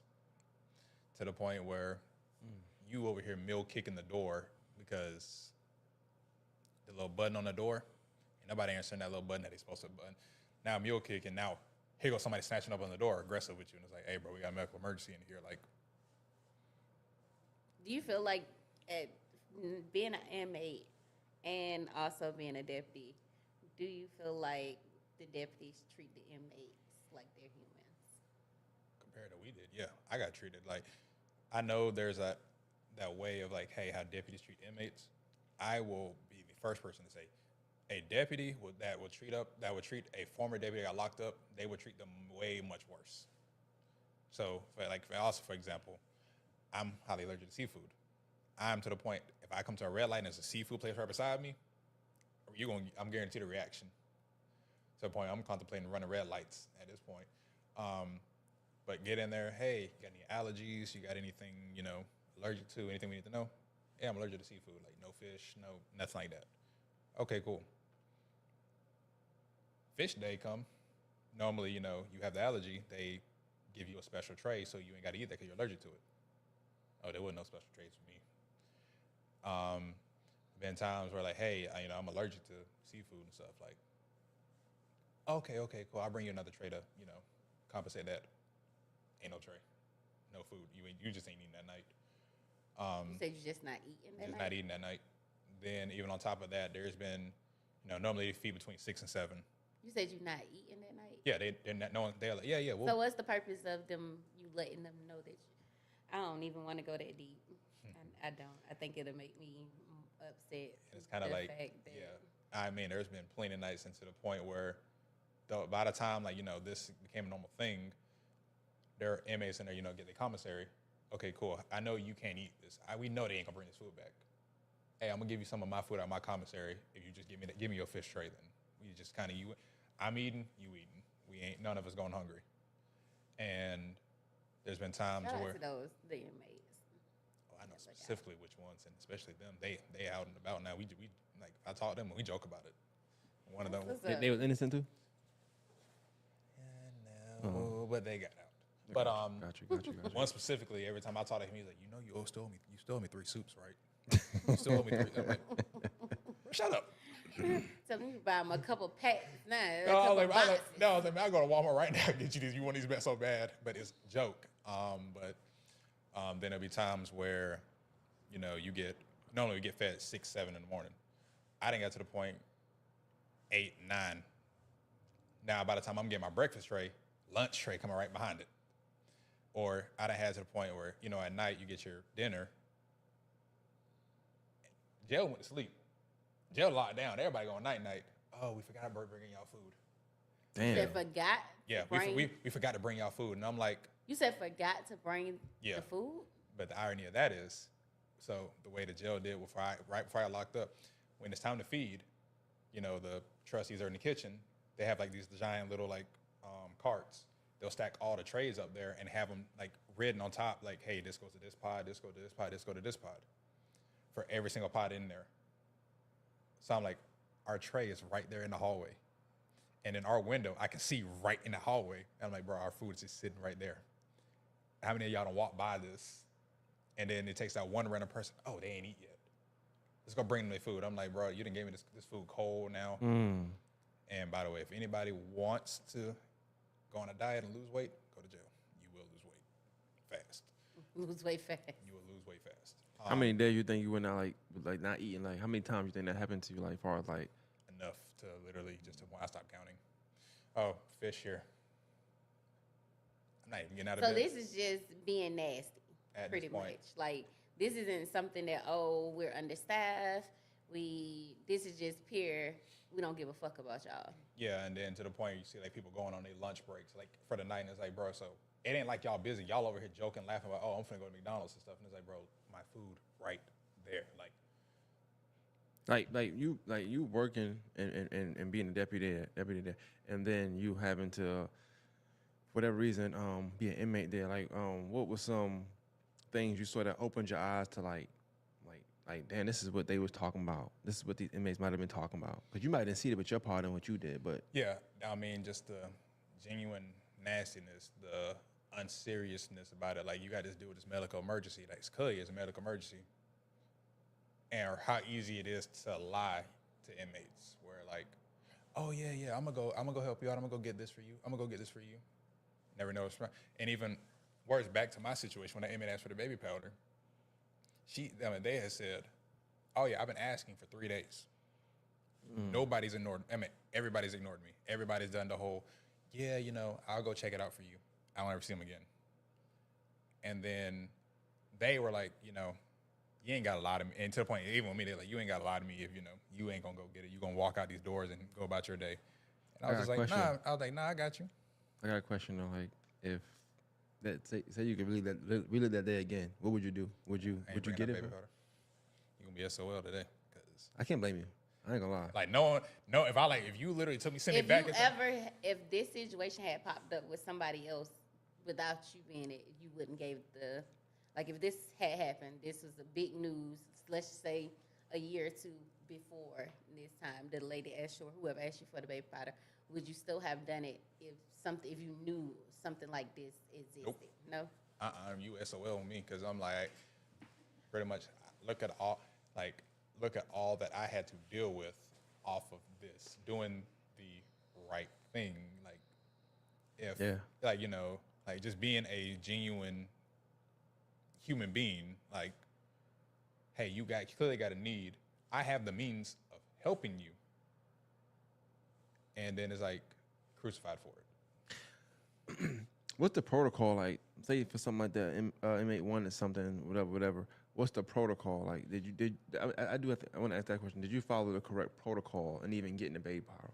I mean, there's really none. None? Because, there's a storage room back there with, so when you go to jail, you do get, a little sack full of, toiletries and necessities and stuff like that. Baby powder is one of them.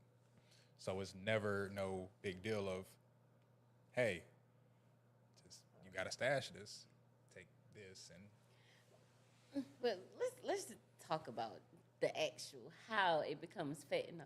I was gonna ask that, do you think somebody just took it, poured it out, and put fentanyl in I there? don't know, but get to them questions, please. With that, I was told they field tested it, which means explain what it is. So field test, you have a little kit, and different kits have different things, but there are some that have wipes, and you wipe the surface or something. Hey, your son said, "Hey, daddy." Your son, he's up watching. He said, "Hey, daddy." Hey, baby. What time is it? Hey, chill. Time You in daddy mode, time to go man. to sleep. But you got different ones. You got some you can take a swab, put it in, and have pretty much different things, and it reacts to the whatever drug it is, different colors and that. So that's what a field test means. So, and with law enforcement, if I find let's just say I pull you over, you got a container of white powder, a little baggie with white powder in there. I need to know what this is so I can, articulate it and, clearly, charges and stuff. You test it, it comes back positive for insert type of drug. There you go. Okay. There's no paperwork on that. There's no paperwork? Nope, there is no. So there's no paperwork on them field testing the drug and it's something written in black and white that states It was this particular powder or whatever Was this. that we retrieved from whoever they retrieved it. Who did they retrieve it from? They said apparently after I put it on the tower, they went right behind me and took it. You talking about? So it wasn't in a container. It wasn't in the baby powder It was in the baby, container. no, it was in the baby powder container. They saying pretty much when I put it on the window, they came back right after me and took that baby powder container. So they're saying you put the fentanyl inside of the baby powder. Somehow that container. And they had that all on camera. Oh, but then our officer went and sniffed it. Yeah, so then. Don't forget that. Don't forget that. Officer sniffed it. So while they sniff do the actual baby powder. Yeah, we've all done it. You have the baby powder thing, and it powder comes Yeah. you squeeze it and you make the little dust come up. They said did that, and then So he grabbed it and he squeezed it and Poof. puff came out.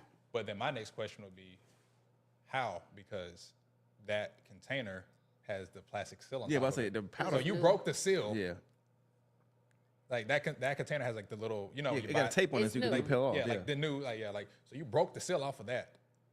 It didn't sniff it. And I'm like, I don't know. but why? That was Why? I don't Like, know most people in here. If somebody gives me a random container with some white powder, the last thing I'm finna do is sniff anything. Yeah. And then, but then like I said, so that container turned into 3. Then Three that, what? 3 more bottles. containers. Yeah. It didn't even say bottles. These are 3 Oh, containers. so were they like small bottles? Like I'm assuming because of gel. Well, so but so how the it gel one was this one. Okay. But then magically it was that one container turned into 3 different containers. Gotcha. That turned into a total of 604 grams of fentanyl, Oh, okay. which AK brick. About a brick of fentanyl, and I'm like, So what were you, Exactly, what's Tyrus. the time Who out here sniffing for baby powder? for this particular charge? What would have been the sentence? What is the what would you be looking at to be sentenced? The time frame. I really don't know Talk to the microphone. I really don't know. I've heard things between like at least 10 years, and I've heard everything up to 25 because in court they did mention. It's a brick. Yeah, brick is. Yeah, they you know, said, I can't remember exactly how much they said, but I want to say at one point they said that street value was in the 500,000s. I want to say it was like one number, and I was like, And then they saw that Mustang and they said it gotta be him. gotta be. They gotta be him. Ain't no way he got that They Mustang working gotta here. be him. And like I said, at this point, I was financially stable. I wasn't living paycheck to paycheck. My baby that should be asleep right now, he's spoiled. He's spoiled. You got a kid. He don't even like to this day still spoiled. Like Yeah, everybody commenting now. You're like, nah, something wrong. Everybody saying Something the wrong? same thing. Something wrong? Yeah, Powder. yeah. But, Literally. but you got that. Yeah, how did like, he overdose? They said that he had to go to They- the oh, they hospital. said A good question. Just yes or no. Was it a white officer? Oh wow, this is different. This is I different. mean, he black. Yeah, but the person that sniffed it, I wonder like, I'm just figuring out why. Like black people don't. Go, Somebody I said ain't it think was- we go around sniffing baby powder. I know what it smell like. Shit, we all should know what it Yeah, smell that like. was- I mean, they might be bored. They are it's still the fact. it's still the fact of you saw it. You clearly because I mean they. Yeah. So okay, so just to replay back, just to play back, Said Diddy just and for Friends. the sake of my mind. Inmate comes to you and says, "Hey, you see a rash. They need some baby powder. You go to the storage. You go get the baby powder. You bring it back. You do not give it to the inmate yet. You just sit it on the tower. The tower. And until the But he told somebody. He told in the the jailer, tower, yeah. like, hey, this Goes to that person. goes to that person because in jail too, you give one to one person, everybody gonna need something. And I'm like, I'm not finna over 30 requests. I'm like, hey, you deal with this because they specifically said they asked you about 5-6 times. You ain't did it. You give them this, and then they like thumbs up, and open the door so I can go back to my pod. And like I said, it turned into all that. Then while I'm sitting in there, they go through my apartment. Significant other, you know, she clearly distraught, heartbroken, crying, probably didn't cuss me out, and said about every mean thing you can say to about a human being, mad, but knows I didn't do it because at this point I got a headache, I ain't taking no medicine. I done had surgery, like I done had reconstructive surgery in my hand. I'm not taking none of them pills. We gonna thug this out. I don't like medicine. And so she and baby, Stride, How old was your child at the time? 2. Wow. So she she goes out of my mom's house, you know, for some kind of comfort. She comes back. Front door. Well, you pull into the way the apartment was. You see where my patio's at. Patio door wide open. Okay, it ain't nothing weird for maintenance workers because I will give my maintenance workers at my apartment were like they were great. Like you got a problem, you put it to the office. By the time you get back up there, they're right behind you, gonna fix it. So Shout out to them. yeah, I'll say. But so okay, cool. Walks to the front. Front door's open. Looks inside. Trashed. She thinks we've been robbed. So my best friend, other guy friend, shows up in there, goes in the house because he was like, okay, cool. You don't carry a gun. I got a gun. Somebody in here playing with some stuff. I'm finna have fun. I'm finna exercise some, amendments around here. But Nothing in there, you know, stuff trash, broken, and I'm just before I went to jail, just bought brand new furniture. Broken, flipped over, wall scratched, dinged, just chaos in there, stuff broken, stuff that you went out of your way because I am a nerd. I used to build Lego figurines and stuff with my son and put them on the very top of the kitchen counter where I'm 6'4" with, I don't know how long my wingspan is, but I struggle to reach it. Somebody went up there, grabbed all those down, put them down, broke them. And some of them, like if anybody in here, like looking, you know, it's in the Legos, the Death Star Lego set. Expensive, hard to find, a lot of pieces. Broken, game broken. Pretty much we got robbed. So they're cleaning up stuff, warrant, bottom of the pile. Damn. Not put up where you can find it, not taped to a door, not put on a shelf, not, you know, somewhere in plain sight. You have to go. I'm going to say this and not to interrupt you. I think this is the part that I absolutely dislike about the police department on all different levels, whether it's like, because you're a citizen too. Remember that. Like, Yeah. I think yes, you have a job to do, but at the end of the day, you are one of us as well. And with that, like I said too, like, yes, I have a job to do, but that don't mean that I just get free reins to destroy. Like, because I've searched houses before, I've searched cars. I'm gonna just pull your stuff out, look through it, and if I don't put it back where it's at, it's gonna sit right where it's at. But I'm not gonna trash your stuff because I don't know what that means to you. I might see this little stupid toy car that's sitting on the counter. That one's your great grandfather who died of cancer and stuff. That was something that was his, and it's been a family heirloom thing, and I just broke it. Because you can. Just because I can. And then because nothing's going to happen to me because I can. Even better on top of that, when you do a search. You want to be a bully, become a sheriff. Become a police officer. Chill. If you want to be a bully, become, No, I'm not. I ain't saying that wrong. Be real. If you want to be a bully, be a police officer. The deputy that sniffed the powder, is he still employed? Yep. Okay. He shouldn't It's be a question. employed It's a question. he sniffed powder, so he should definitely not be employed no more. That's crazy. That's crazy work. So, Charles Porter said it sounded like they wanted to break He you. sniffed powder so hard that he had to go to the hospital. Yeah, he need not to be employed. Also being thrown out there too. Normally when you do a search warrant of somebody's house, I think I told you earlier, you need a camera on because now at that point, like, I can say, hey, you went to my house. My Rolex is missing. Okay, cool. Now it's your word versus their word, but now if the camera is showing you like, hey, Yeah. We went through. we ain't take no. When they went through your home, there is no footage of them going through your home. None whatsoever. There is no public record of them entering your home, going through your home. I mean, did they take pictures? So while we were in there too, and then so after that, then the eviction from the place pops up. Because I mean, if you ever stay at an apartment, you know, drug use and, you know, drugs involved is grounds to get you evicted, right? I mean, rightfully so. So I'm in jail now. Got to go to court. The lady, property manager at the apartment complex, went and said, so went and said that they did find some stuff in my house. What did they find? Baggies. Oh, what kind of baggies? Ziploc bags. Ziploc bags full of what? Nothing.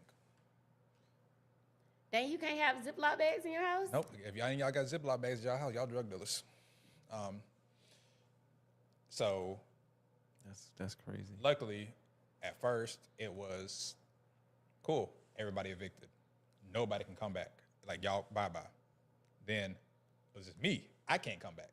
But I'm like, my disability check is paying the rent here. You know, kind of, how you going to tell me you going to take my rent? You going to take my money and tell me I can't go back? But so that was that. Trying to think of everything else. I was told that they tried to have people write testimonies against me, saying like I brought them in stuff. I've been giving them stuff. Ironically, and the part that shocks me is that no one said yes. Everybody supposedly refused, said no. Right, but that goes back to them calling you in because you can keep you were a good person Yeah. to the inmates or to whoever that Yeah, was there. and like I'm saying, this It is speak volumes then. yeah, and then this is that guy that literally, you know, hey, you know, you tested. Like, I mean, let's just go off, like, say a crooked way. Hey, you know, if you say he did X, Y, and Z, you know, we can work on your sentence and stuff. Like, you got this guy that's possibly getting presented this opportunity to get out sooner, and this guy he owes zero loyalty to. It won't even bother him to lie. No, not doing that. I'm not doing that to him. And like I said, All they needed is one person. it was enough. And 2023. It And I happened in need people to 2023. pay attention to that. All you need is one person to counteract what somebody else said. They don't got to be right at all. You just need one person. What you said? Nah, somebody asked. They said they missed on it. How long ago this happened? It said 2023. June of 2023. June 2023. I do got a question here. It says, you can answer this. I think you answered already. It said, why didn't they test the baby powder right there with the field kits they have, or take it to the proper lab to test it? So they originally said they did field tested and it did come back positive for fentanyl, which would have been probable cause to have me arrested. But there never was any paperwork showing There that. is no paper. I think that's the crazy part is there's no paperwork. So you obtain drugs, right? You obtain drugs. There was an incident report that happened because of said obtained drugs. She's saying more. I'm gonna read it. I'm gonna read it. That's a good comment right there. No, it's a comment. It says, they never took pictures. They just destroyed our home and left it in the condition. They poured out Ajax just to see if we had drugs in our home. The landlord judged off rip because she said it was in their jurisdiction when our home wasn't. So, Wow. pouring Ajax, they like, come on now. But I can see it though. I mean, Yeah, you got definitely. cops that sniff baby powder. They don't.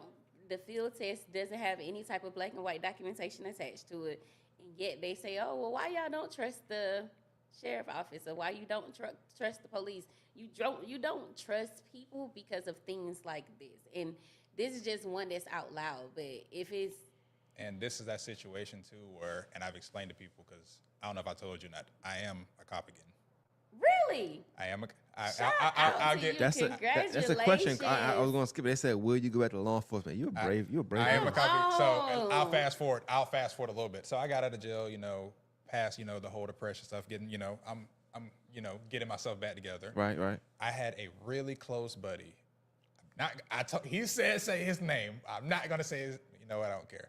Landis. I'm not gonna say your last name. People. Landis, Yeah. If you. realtor.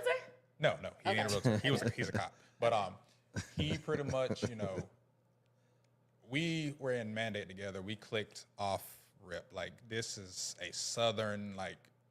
You ever seen that person so like southern that when they talk, if you don't know it, you be like, I don't know what the hell you talking about, dog. And he was saying something, and I don't remember what it was. Nobody knew what the heck. Nobody was like, bro, what the hell are you talking about? And I responded to him, and he looked at it. You know what I'm talking about? And I'm like, yeah. From that moment on, that dude is like I said, we everyday mandate. We together in the event. If we got to work with somebody, I'm with him. Lunch to the point he done met family, like just clicked, and everybody loved him because it's that deep southern like accent and stuff, but like the kindest dude ever. And so got out, and he was one of the first people that actually reached out besides family that reached out and was like, hey brother, like, all right, yeah, like I'm coming to see you.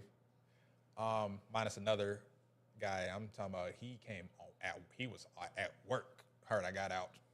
He pulls up in patrol car. Like I don't care if I'm I don't care if I'm in uniform. I don't care if I went out my zone. Oh yeah, you gonna know I love you. But so and then I started working somewhere else. Finally got a job. Bugging me. He's like, you ever thought about being a cop again? Hell no. Like, no. Come on, bro. You loved it. You miss looking good in that uniform. Just trying to crack jokes. I'm like, bro, I don't care about no uniform, bro. I went to jail. Then it just kept bugging me. Then it turned to serious. He was like, bro, no, on a serious note, he was like, you were good at this job. Like, he was like, there are people in this world that are meant for certain jobs. you're like, good, you were good at the military. Okay, cool, but we ain't going back to the military. You know, you're crippled. Law enforcement is probably your thing, dog. Like, you were so good at it. It came naturally to you. You're a great person, people. Like, you can talk to anybody. Like, you know, like, granted, I know it sucks and stuff, but he was like, I honestly hate to see a gift like that go to waste. And he was like, and I'm not trying to recruit you. I'm not trying to benefit off of this, you know. I'm not trying to bring you over here where I'm at, you know. He's like, all I'm saying is, bro, you might want to give law enforcement a chance again. Like, thought about it, prayed about it, ran across a significant other. And I was like, you know what, dog? I'll give another shot. And he was like, cool, I'll make you another deal. What if I can get you so close to me that I can see you anytime I want to see you at work? Okay, let's keep it talking. Let's talk a little bit more. So he got me to Ren's police department. To where?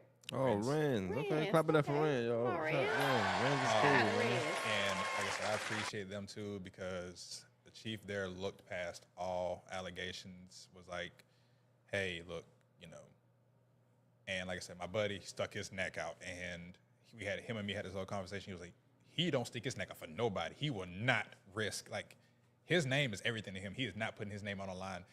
But when he does, you got to listen, because he don't put his name behind for anything. And then to the point, my buddy was like, if he don't make it, I'll quit. If you for some reason he get fired, don't make it, I will quit behind him. I'm still there. Shout out to you. It's a question on here that said to ask you what they did to your significant other when you were locked up and she was driving. So, phone call. She, you know, while you in the jail, you can't make a phone call. And, you know, well, they can't call you. They can only answer when you call them. I call her one day. She's scared, like, you know, freaking out. What's wrong with you? What the hell going on with you? So prior to this, she wound up getting a job, and every time she would leave the house, cop car behind her. To the point, she going to work, and like clockwork, headed, cop behind her. Going home, cop behind her. One point, she said that one of them got so close to her bumper that she literally swerved and pretty much ran her off the road. Drove Damn. off. Now, I can attest to that because my car has damages on it that kind of explains going into a ditch. Was she driving your car? Yeah. The Mustang? No. Oh, it's okay. my Skyline. Okay. But so like she's getting harassed about it, and So you've been deputy. Why would that be necessary? at this point, I genuinely don't, and to this day, I don't know why they went. Well, so I seen somebody make a comment If that you had want to be a bully, be a cop. Simple. That's all I'm getting. No. at this. Oh, Angela, I thought I read it really fast. No, she said, do deputies in jail wear body cams? Just curious if part of the discovery evidence would have the video of the field test that was done. So answers no to but that. it wasn't a jailer that does field test. It's road patrol investigator. But Were the officers that you knew locked up there during your time as well? I think you said yeah to that earlier, though. there were a couple that I knew, but then this is also where it got weird. Well, because, you know, like most of them would get out, you know, like most deputies, most of them, you know, in and out. They're not there for long. There was one that was in there way for a while. Like him and me are probably like, he was there way longer than I was for something. I've watched deputies come in, go right out. I've watched, there was an incident, there was actually another deputy who got arrested like a little bit after me, openly admitted, yes, I was bringing in contraband, released. And then they started making all the other ones questions like, we all fighting to prove our innocence.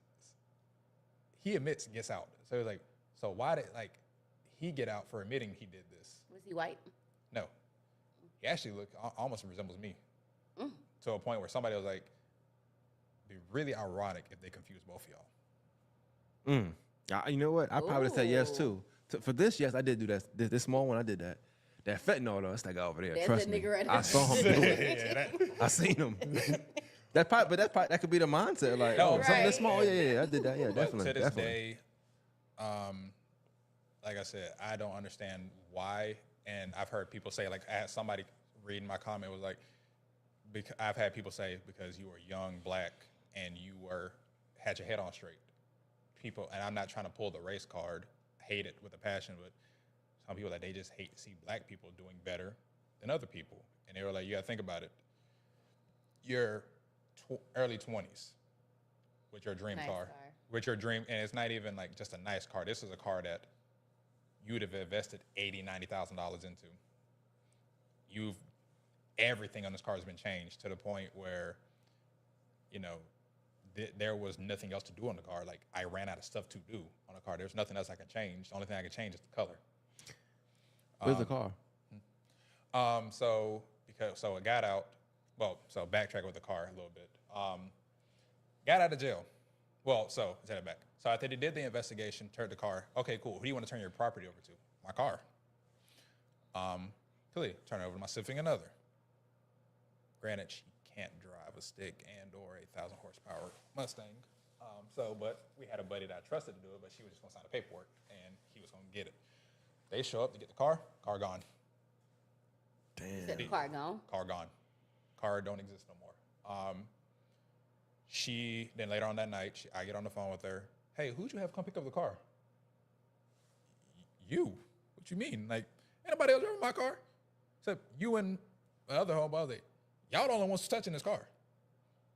No, they said that car's gone. I'm like, the hell that car is. So, car's completely gone. Now, get out of jail. Couple months go by. You know, at this point, Mustang is the last thing on my mind. My grandma gets a letter in the mail. Hey, come pick up your car from this paint and body shop, you know, and it was like $100 storage fee. $100? Storage fees are expensive. But right. I was like, I think this is accidental, but it has my car license plate on there. And I'm like, I'm going to just go over there. Find out it's down the street from my mom's house, like walking distance from my mom's house. Walk in there, hey, do y'all got a Mustang in here? And then the nice old lady was like, you know, license plate out of it. She was like, oh, that's your Mustang. She was like, where have you been? Like, what you mean where I've been? I've been locked up. And then she was like, yeah. And I'm like, how did my car get here? And she was like, look, one day we came to work and, you know, we have this gate out there. When we leave, we close it, lock it. We came to work one day. Your car was pulled halfway in, like, to the little driveway, bumper knocked off, car turned off, key still in ignition. It looks like somebody had a wreck. So, you know, clearly we had to move the car. We just pulled it inside because, you know, it's blocking our driveway. Blocking our road. Entrance and stuff. So we just put it to the side a little bit, thinking owner were gonna come. And talking to her more, I was like, how long has this car been sitting here? She was like, been here. And she was like, months. Like, to the point where I can dang near start doing paperwork to start making this car my own. And then she was like, we stopped even thinking about the process because we were like, you know, and she was like, we're not gonna lie, the car was unlocked. We popped the hood, looked at it, and my son was like, whoever this car is, put some money into this car. Like, this ain't no, you know, I just left my car. Car here. He was like, this ain't that kind of car you just abandoned. He was like, look, he was like, if the car is A, stolen, the person who owned this car is dead, or like this person who had this car were running from the cops and just abandoned the car, or this guy don't even know the car is gone. But he was like, no one's leaving this kind of car like this.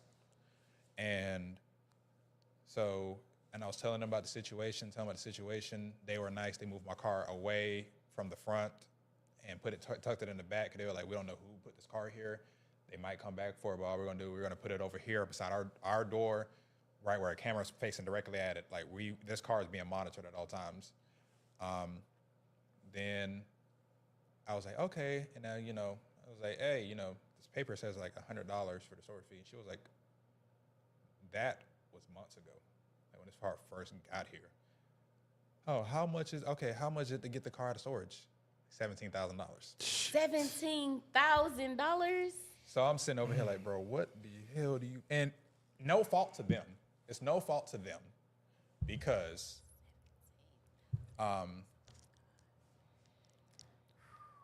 so, you know, I'm not knocking them because that's none of their concern. Like, that's their policy. They weren't trying to get over on me. She proved everything. She was like, look, I can show you, like, this is daily fees and all this stuff, you know.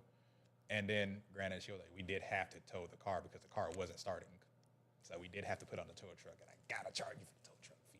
You know, I'm like, okay, you make sense. They did wind up cutting me.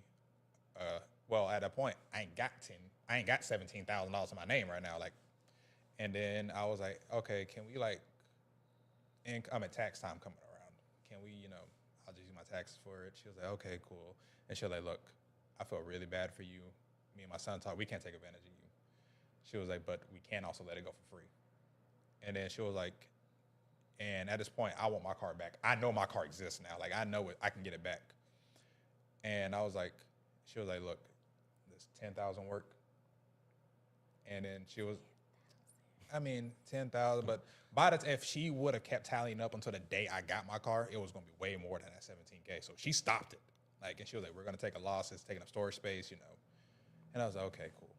Paid them the $10,000, got my key back. And while I was, talking to them, and I went every couple of days to look at my car, I'm like, this was my baby. I need all this back. They let me get the car, and so I got in the car. My car's in pieces.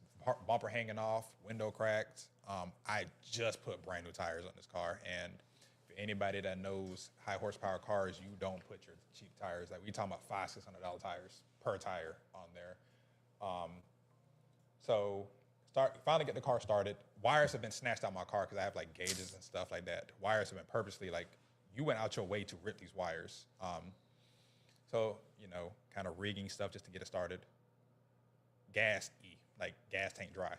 They give me gas jug, let me go get gas, put it in the car. Fill it up, got her started. Okay, cool. You sound a little rough, but okay, cool. Sitting there, started working on the car, paid it off. Now I had to limp the car out. Lady's happy. She's glad to see it going. I embarrassed myself because I stalled my car out so many times leaving because I forgot how to drive it.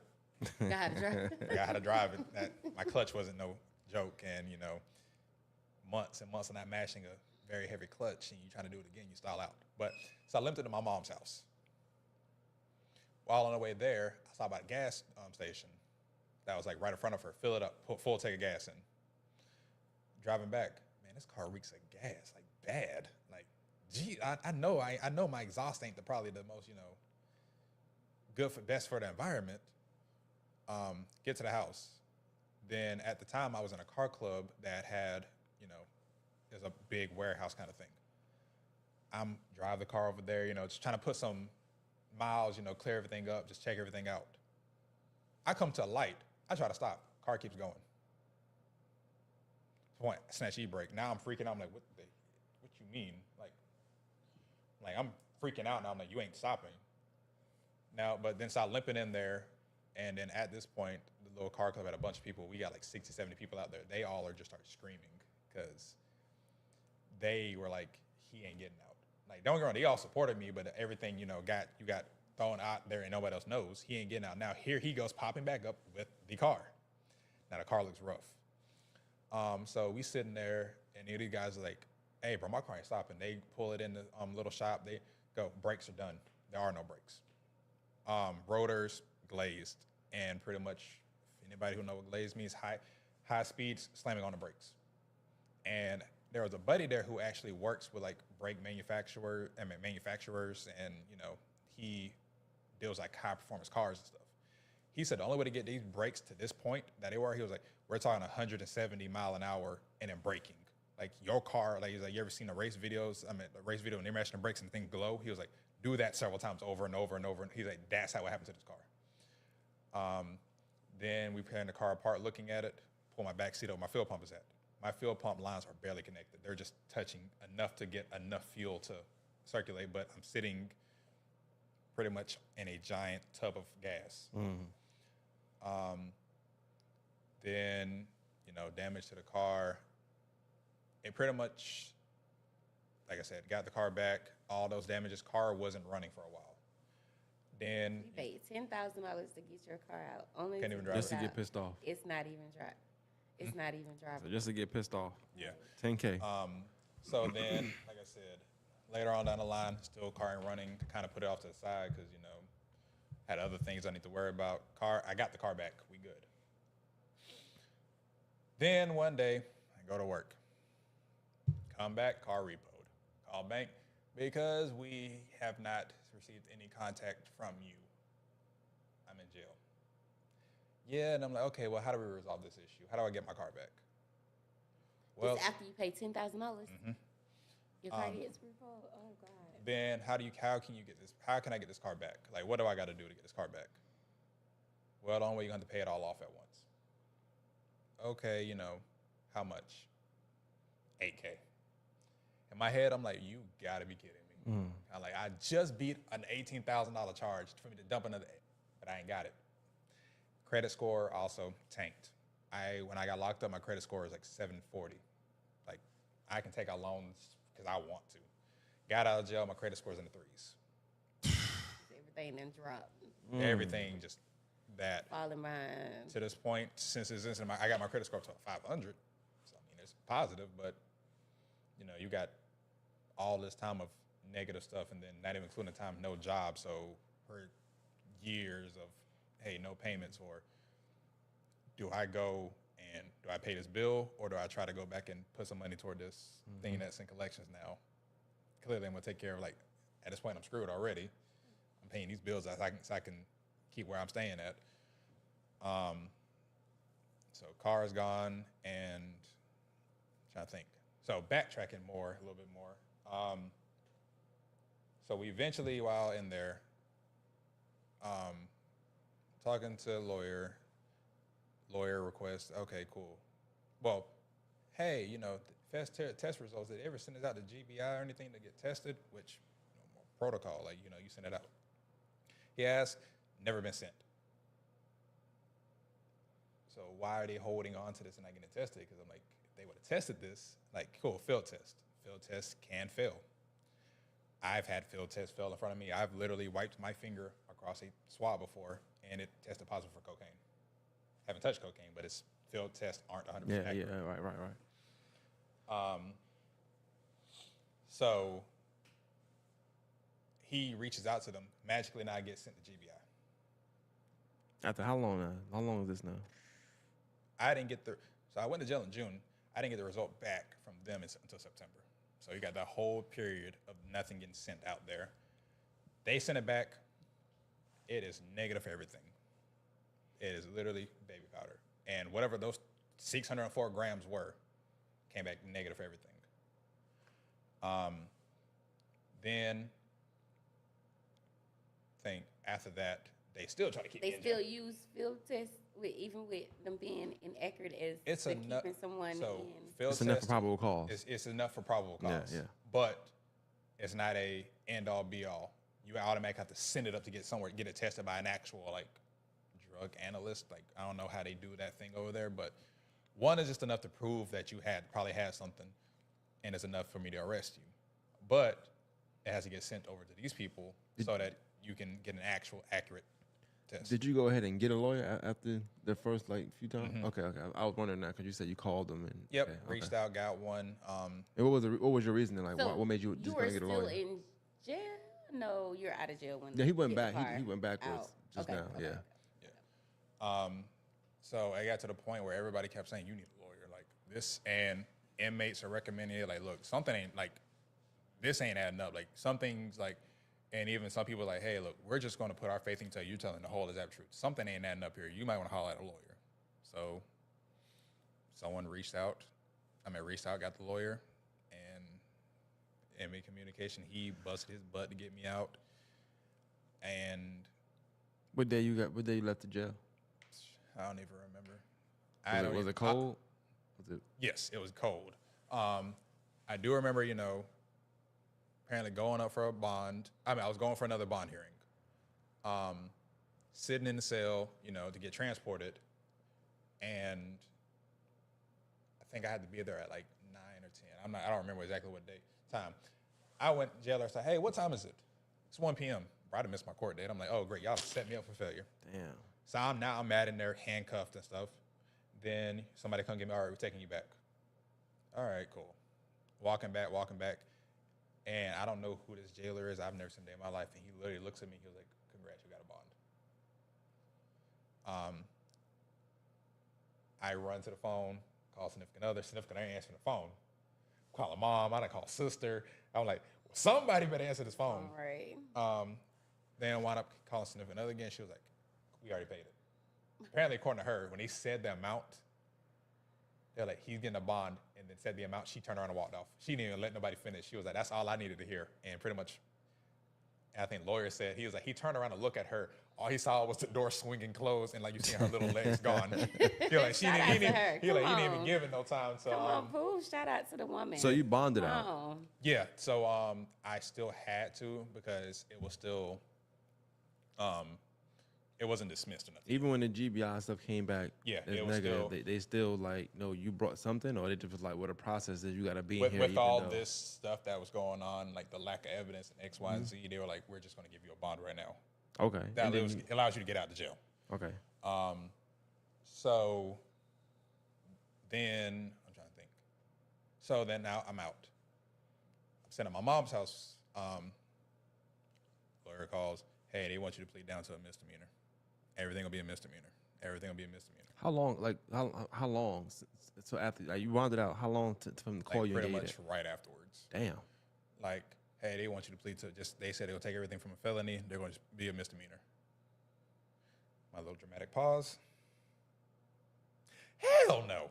And then he was like, you know what I mean? We'll go to trial. And you saw my post of Mr. Big's trial time. And I was like, all right, it is what it is at this point, man. I was Take like, this shit to trial. yeah, I was like, and then, because then I was like, at this point, I was like, all the stuff I got. And at this point now, my confidence boosted back up. Like, hey, I'm going to prove my innocence now. Like, and I was like, most normal people who you got the jury or whatever will see all this stuff. And most people, like everybody else, has said, no, you're not guilty then. And I was like, the one big thing y'all got, the drug came back negative for everything. Negative, right. So I was like, bro, this is going to be easy cake. I mean, even stressing about it.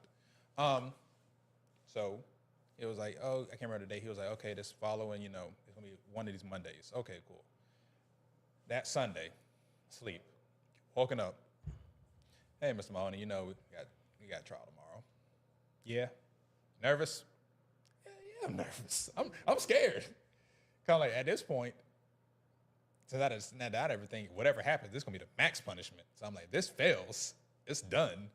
So he was like, okay, so look, we got a lot to cover. Tomorrow's gonna be a busy day. I need you to keep your head in the game. Need you to get a notepad and stuff. I'm gonna tell you the process. How this is all gonna go down, and I need you just to study this and be prepared for this. Okay, get the notepad and stuff. I'm sitting here. Like, he was like, all right. So first thing I need you to do, come Monday morning, I need you to sleep in.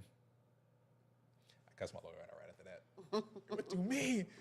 Sleep in? I was like, you won't want me to go to prison? I'm just mad. He was like, nah, state dropped all the charges. And then he was like, you're free. It's done. He's like, you're free. Then my mom was looking at me. My mom pretty much was like, yeah, the smile, like, phone drops out of hand. I'm not talking. I don't even think I was breathing. All the things, like, you look like you were, like, psychotic smile, like, wide teeth, like, parts of your teeth that you shouldn't see when you're smiling, you're not doing nothing. Then I just scream and happy. Went outside. I used to be able to do backflips. I didn't do a backflip for so long. I did a backflip outside. I mean, I regretted it right afterwards. My back was like, no, we ain't young no more. You ain't where you used to be. But happy with that. Then I was like, okay, it's finally over. It's finally over. And it's still in my head. I'm like, that's cool. It's now over. Everything gonna go back to normal. I'm gonna go I'm gonna get my life back. Start rebuilding stuff like a dummy. Wasn't the case. New face still plastered on the news. People will see me out in public.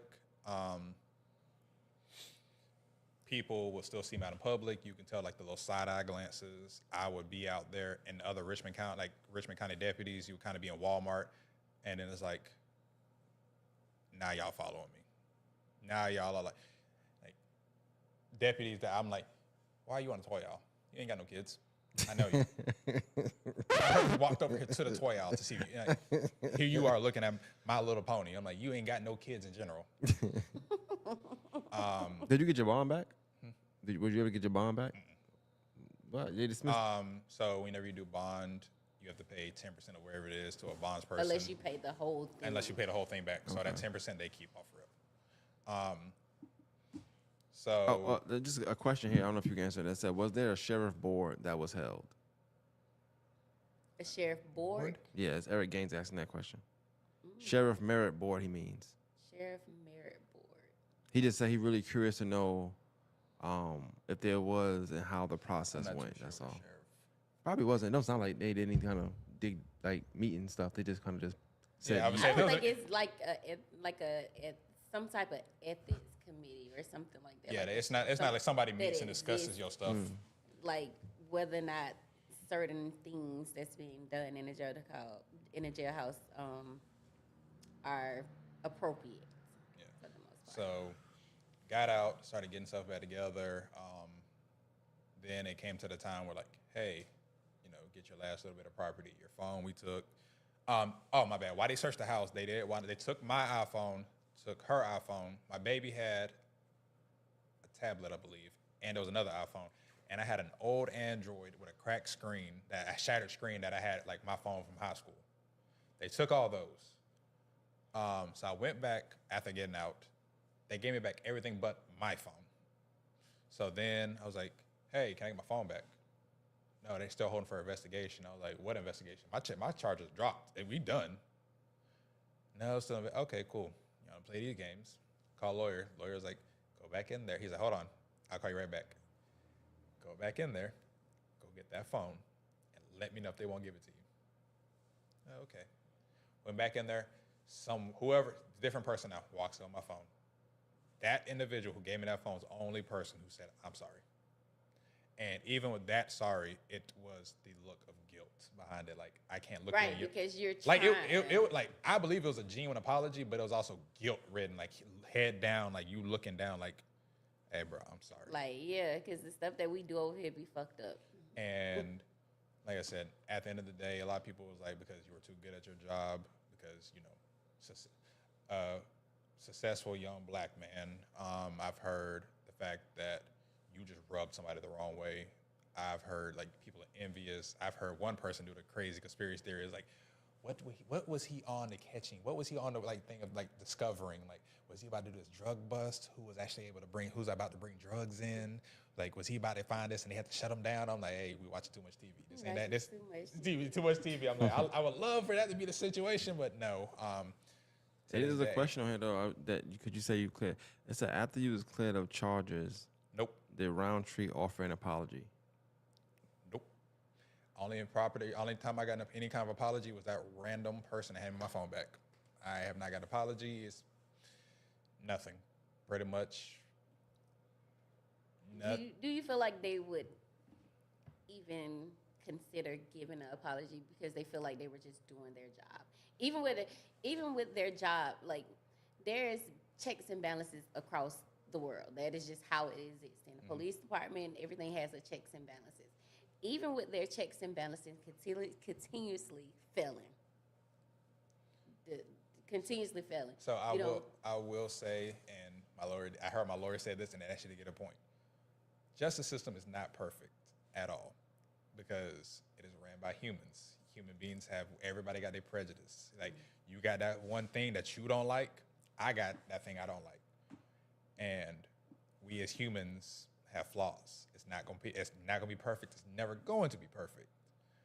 And with that being said, this just fell in that category of I probably just poked somebody's prejudice.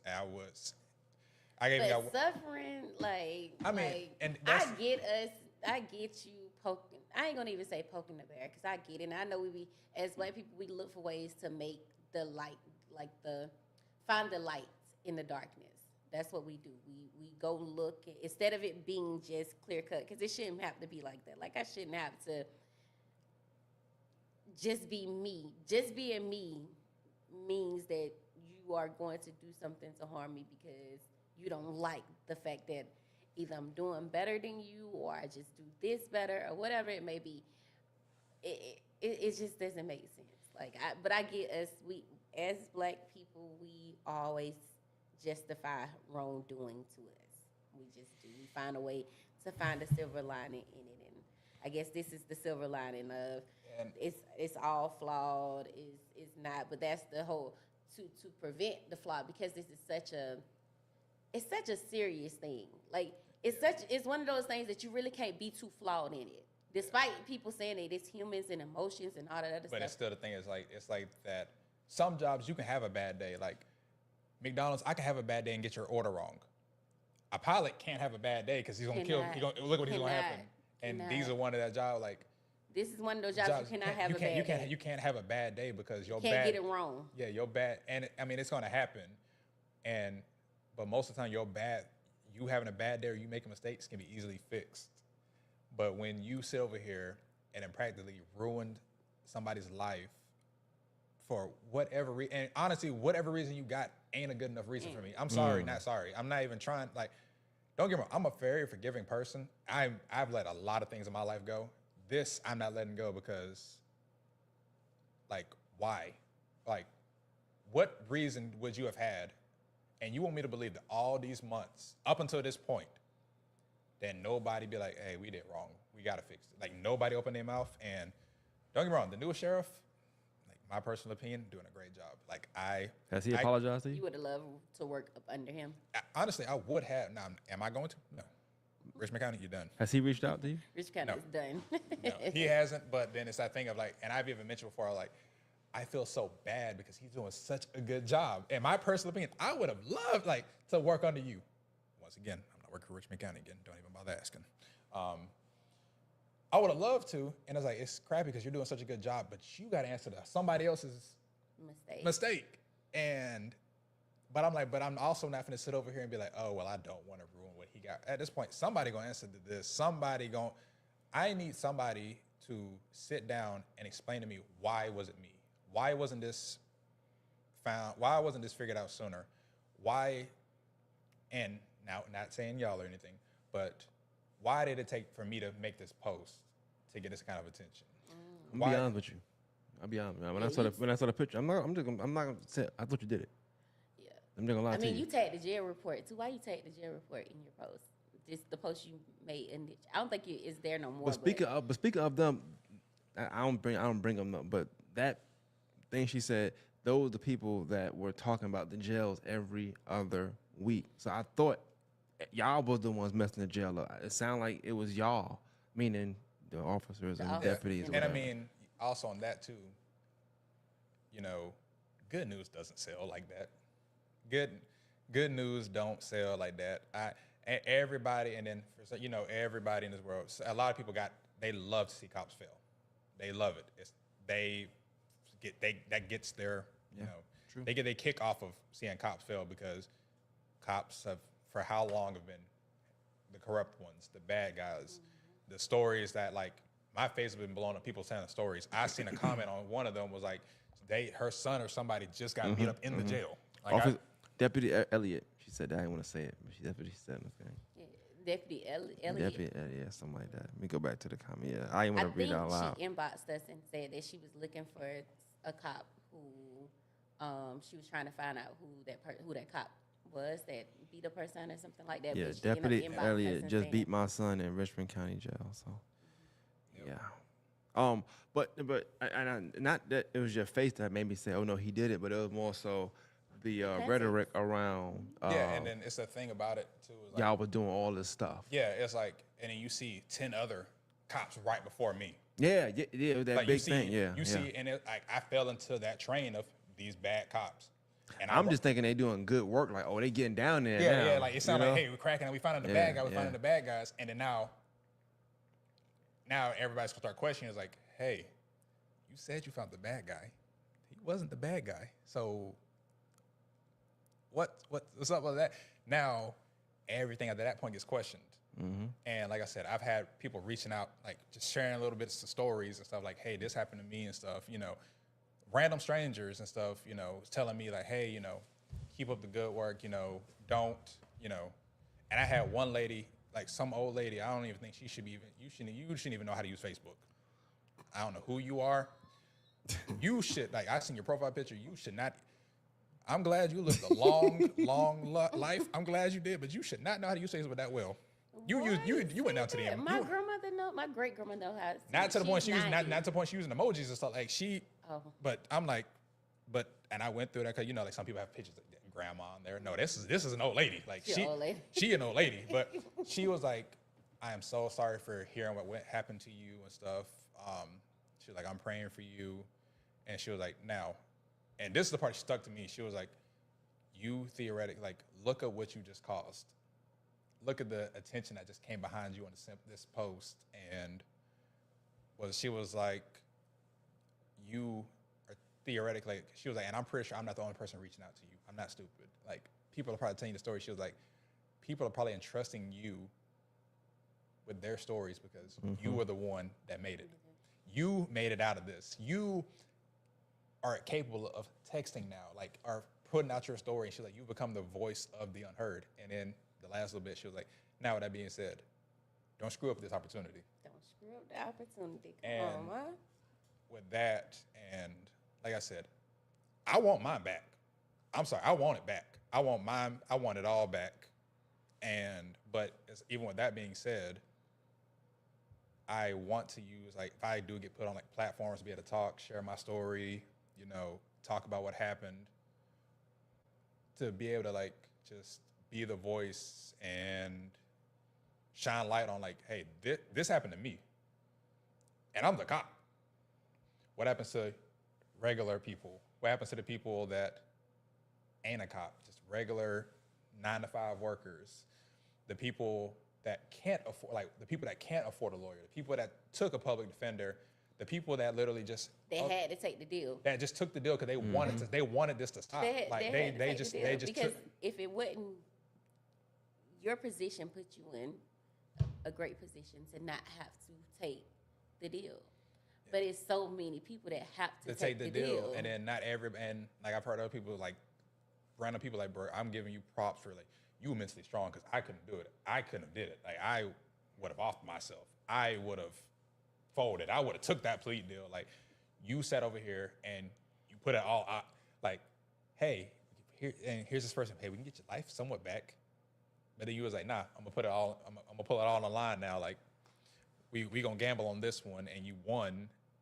And like I said, people reaching out, people telling stories, people just saying like, I've had people literally say like, hey, I've had this bad incident. I've had people reach out, this ain't even Richmond County, just cops in general, reaching out and saying like, hey, I had somewhat like a situation, not as bad as yours, but this situation, I kind of gave up hope. You kind of inspired me to keep fighting back. Like, let me fight back. I've had a dude that even reached out to me and said, yeah, I used to work for Richmond County before, like way years prior. He was like, you weren't even like old enough to even think about stuff.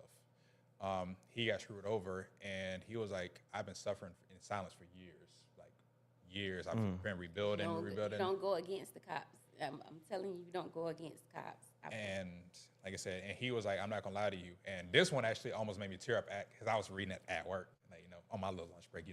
Let me scroll through. Let me see how many people were talking crap about, like saying, nah, you probably were guilty. Let me just scroll through, and then I hit a hit my like the info thing that said message request. I'm like, okay, let me see my message request real quick. And this guy like said, he was saying, I had a tough time. He was like, I'm not even gonna lie to you. I gave up. I was literally, he was like, I'm about to off myself. I was about to. Like, I just gave up because he was like, there's no fixing this. Like, it's a damage that like you are very, very lucky to recover from. And he was like, same thing. I lost the house. I lost the cars. Couldn't get a job. He was like, I lost kids. He was like, I haven't talked to my kids. And my kids were babies when this happened. My kids are grown now, still want to talk to me because daddy's a drug dealer. Daddy's a screw up. And he was like, reading your story, and he was like I said, kind of brought tears to my eye. He was like, I'm not religious. I'm not religious at all. Like, and for some reason, something puts you right there for, like, he was like, I don't even know how. He was like, I just stumbled across your post. We ain't even friends. We ain't even mutual friends. I just stumbled across your post. I don't even got a mutual of a mutual from you. He's like, you were completely a stranger to read your story. And he was like, for some reason, you lit that fire for me to go back and fight again. Like, I can't let them beat me in this situation. And he was like, look, I don't care what nobody else say to you. I don't care what, if anybody get anything negative. He was like, I'm so glad. And he was like, And I felt bad because I'm just like, all in my head, you know, cop mentality. He's trying to say, he said he's finna kill himself. I'm video calling him. Hey, bro, we gonna talk. We finna like sitting here. We finna chit chat for a little bit, man. And he was like, hey, man, you ain't had to call me. I was like, nah, we good, you know. You ain't inconveniencing me. I ain't doing nothing at work anyway, you know. I'm closing stores down. I'm free for like an hour. We can let's just talk. And he was just telling me everything. And like you said, he broke down, started crying on the phone. And he was like, bro, I'm not even, like, before you even think I'm lying, put his gun literally on camera. Damn. Literally, bullet comes out, and he was like, I wasn't lying. Like, he was like, I was done. And he was like, I said, I'm not religious, but he was like, this kind of made like, nah, God put you in front of me real quick to see this. And he was like, it's almost like he was like, you kind of, that's what I'm thinking of, like, just weight on my shoulders, and you just kind of lifted it up off me real quick and be like, oh no, you ain't the only one. And then he was like, now I'm looking at it like, oh, he can beat him. I can beat him. And same other people like that weren't cops, like I said, people reaching out. And that's not even including, that's just people telling stories. I've had people that were in the jail reaching out and like, bro, I never doubted you. You were a good dude. You, like, people throwing out random stuff. People telling stories about like my character, stuff that I don't even remember. Like, I had a lady literally say, you saved my son's life in the jail. I completely forgot about that incident until I looked at the last name and remember, oh, her son's the one who got a throat slashed and was sitting over here bleeding out. I drug him back to medical, and pretty much wasn't for me, he did. Completely forgot about it. I'm like, I'm just being a good person. Other lady, people, oh yeah, I seen him over here. He was always so nice. Other lady, yeah, he pulled me over. He pulled me over the other time. And I was like, he taught me, he was so nice and stuff. I gladly took the ticket. I wasn't even mad I got a ticket. He was like, I have never in my life been happy to take a ticket. They were like, he's just a good dude. And, you know, at first seeing all the negative comments in the first part, like, oh, he deserved this, you know, that's what he get. And then now all the other people on the other end is like, no, like, he was never a bad person. Like, and like I said, it kind of big morale boost and stuff. And I even put in the post too, like, I'm not saying like, oh, I'm Superman. I took this and this never bugged me. This did send me into a state of depression. I shut down bad. Like, getting out, you get told like, hey, I really like this job. I'm qualified for it. I'm like, normal circumstances, I'm gonna get this job. Nah, you got pending felony charges, or, you know, typing your name on Google, what pops up? It ain't nothing good. We can't have that kind of look on our business. To the point stressing out because it's like, bro, how am I gonna take care of my family? Like, I got a baby. Like, how am I feed them? Point, like I said, shut down to the point where I just caved in, had to go talk to somebody, had to get put on medication. Okay, we're gonna start you off in this dose, you know. Didn't do nothing. To the point, about as strong of a dose you can get. Now I'm a zombie. I can't feel nothing. I don't want to off myself, but I'm sitting here just zoned out. I'm zoned out. Like, hey, you want to eat? Hey, you want to go outside? You want to? And then you got to say, baby, coming up here. Here goes my son trying to, you know, mess with me and stuff. And I'm zombie. No then, life. yeah, I don't want to, you know, off myself now because I can't feel nothing. And it kind of, like I said, it wasn't just, you know, I got better by myself, you know, help a significant other, family members, friends, people coming out, people that I made friends with, people that I didn't even think I'd make friends with. Like, all of them combined and stuff. Like I said, significant other, you know, getting in my ass and like, nah, I know the Demondre I met. Like, I knowed him, and it's like, this ain't like, pretty much, it wasn't even like try to like soft, like, hey, we're gonna be all right. It was like, get the hell up. Right. Like, come on, get up. Tough love. Yeah, like that tough love, like minus some other choice words and some insults that she know, like, oh, now you say this to me, oh, it's gonna get me robbed. Oh, now I'm mad. Okay, cool. Now we finna see something, and you know, those insults and stuff kind of was like, okay, cool. Now I got something to prove. Now I got to, you know, it ain't just for myself no more. I gotta show my son like, oh yeah, we don't quit. we don't quit Don't around quit. these parts. Like Don't we quit. we don't quit. We gonna Quit. We and fight for what's right. yeah, and like I said, it's been an eye opener, and I've even thought one thing too, and I'll be the first person to admit I wasn't the most religious person in the world. Like by far, I couldn't even say the last time I went to church. I'm not even finna act like I couldn't even tell you last time I went to church was a funeral. My stepdad died. That was the last time I touched a church, and that's been before I went to jail. And this was, like I said, eye opener. And I've had conversations with like a close family member and stuff who also isn't the most religious person. He was like, "Hey, you ever think about it? Like, God loves you so much, and He knows He has something in store for you that's so much better. But the only way He can get you to get to that point is to let me take this away so I can give you this." And I can say, yes, I'm still fighting, trying to get stuff back together, but been pushed in so many other better opportunities that, like, you know, normal circumstances. Like, I went from first starting off with 1-bedroom apartment. I'm in a 3-bedroom, 2-bedroom house in a bougie white neighborhood with 0 crime rate. And literally my neighbors are all making way more money than I do not fit in that thing. I'm over here, you know, significant other just graduated nursing school. Congratulations. Shout out to her. Definitely. Yeah, she's doing that Amazing now. woman. Now, granted, she's going to talk crap about how much more money she make than me, but we ain't complaining. Cause She's not supposed to. we like money. No, No. she's not supposed I don't know. She can make more money than me. Please make more money. Please make. Right. I got some stuff I want to buy. But and like I said, I got put in positions with other people. Like I call them a second family now. When I was thinking earlier about the snake, my snake bit me. They got me started on the snakes, reptiles. This is a second family to me. This is the people that you would told me I'm gonna hold a snake like 2 years ago. Oh yeah, you gonna own some snakes? We ain't doing that. I'm over here with snakes, bearded dragons, leopard geckos, crested geckos, and I have a baby pig.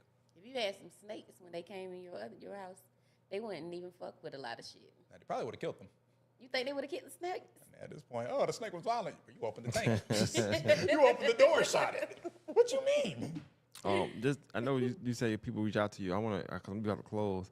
In closing, like, is there any message you want to give to people that maybe or may have went through what you went through, maybe going what you're going through? Or? Honestly, just, and I hate to sound generic, just don't give up. Because, I mean, at the end of the day, the easiest thing to do is give up. Just throw your hands up. I'm done. Just take whatever's offered to you. But, you know. I'm all about making people do their job to the fullest. Yeah, it's like instead of giving up. To the fullest. Like, and that's just even out of, you know, the law enforcement people, like the people who've been wronged by law enforcement, feel like they've been wronged. I will say, not all cops are bad cops. Some cops, now there are bad cops. Sorry, not sorry.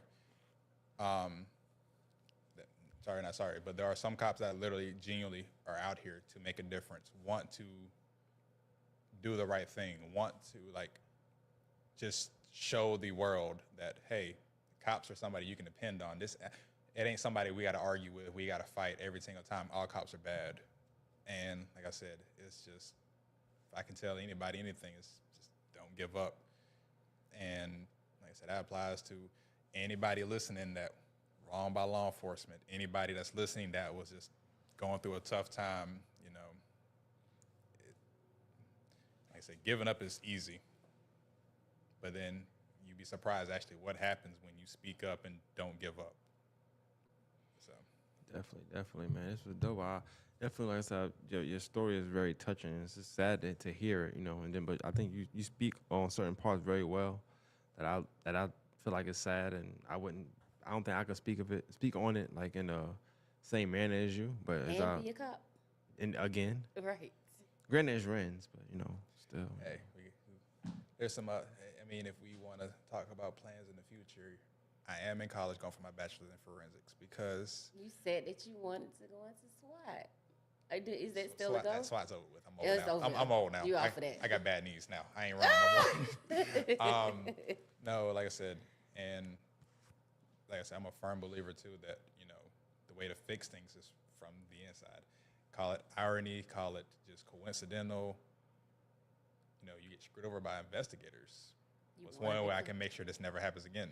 Become an I'm gonna investigator. become an investigator. Come on, shout out to you. And like I said, now I'm in college for my bachelor in forensics because the end goal now is investigator. Because I can promise you, if I become an investigator, this ain't happening to nobody else. At this point, we're gonna have to fight because I'm not watching people suffer like I did. This it's almost as if they didn't take it serious. yeah, like this point, like I said, I got that goal in my head, and like I said, when I get to that point, we ain't finna do we ain't playing around. Ain't nobody else gonna suffer the way I can. And like I said, even if that's the case, I get a platform to talk, share my, testimony with other people, just talk in general. Whether that mean, I'm standing in front of thousands of people, podcast with y'all, talking to the news. I don't know about writing a book. Just having that opportunity just to talk and just tell people my experience and, motivate people and, all that, then so be it. But I'm proud of you, though. I'm proud of your vision, that you focused, that you didn't let this break you, that you are using it and you're turning it to something amazing. Amazing. Shout out to your significant other.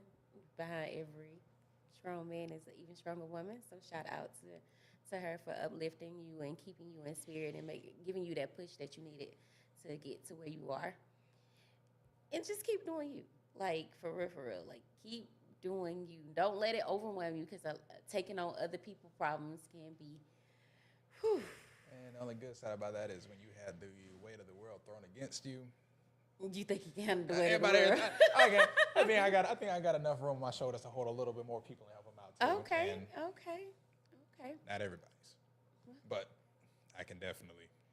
You can take on what feels good in your spirit. I can do a little bit, and as I said, I appreciate y'all for giving me the opportunity to talk and stuff too, because I know y'all probably have a bunch of other stories you could have picked from.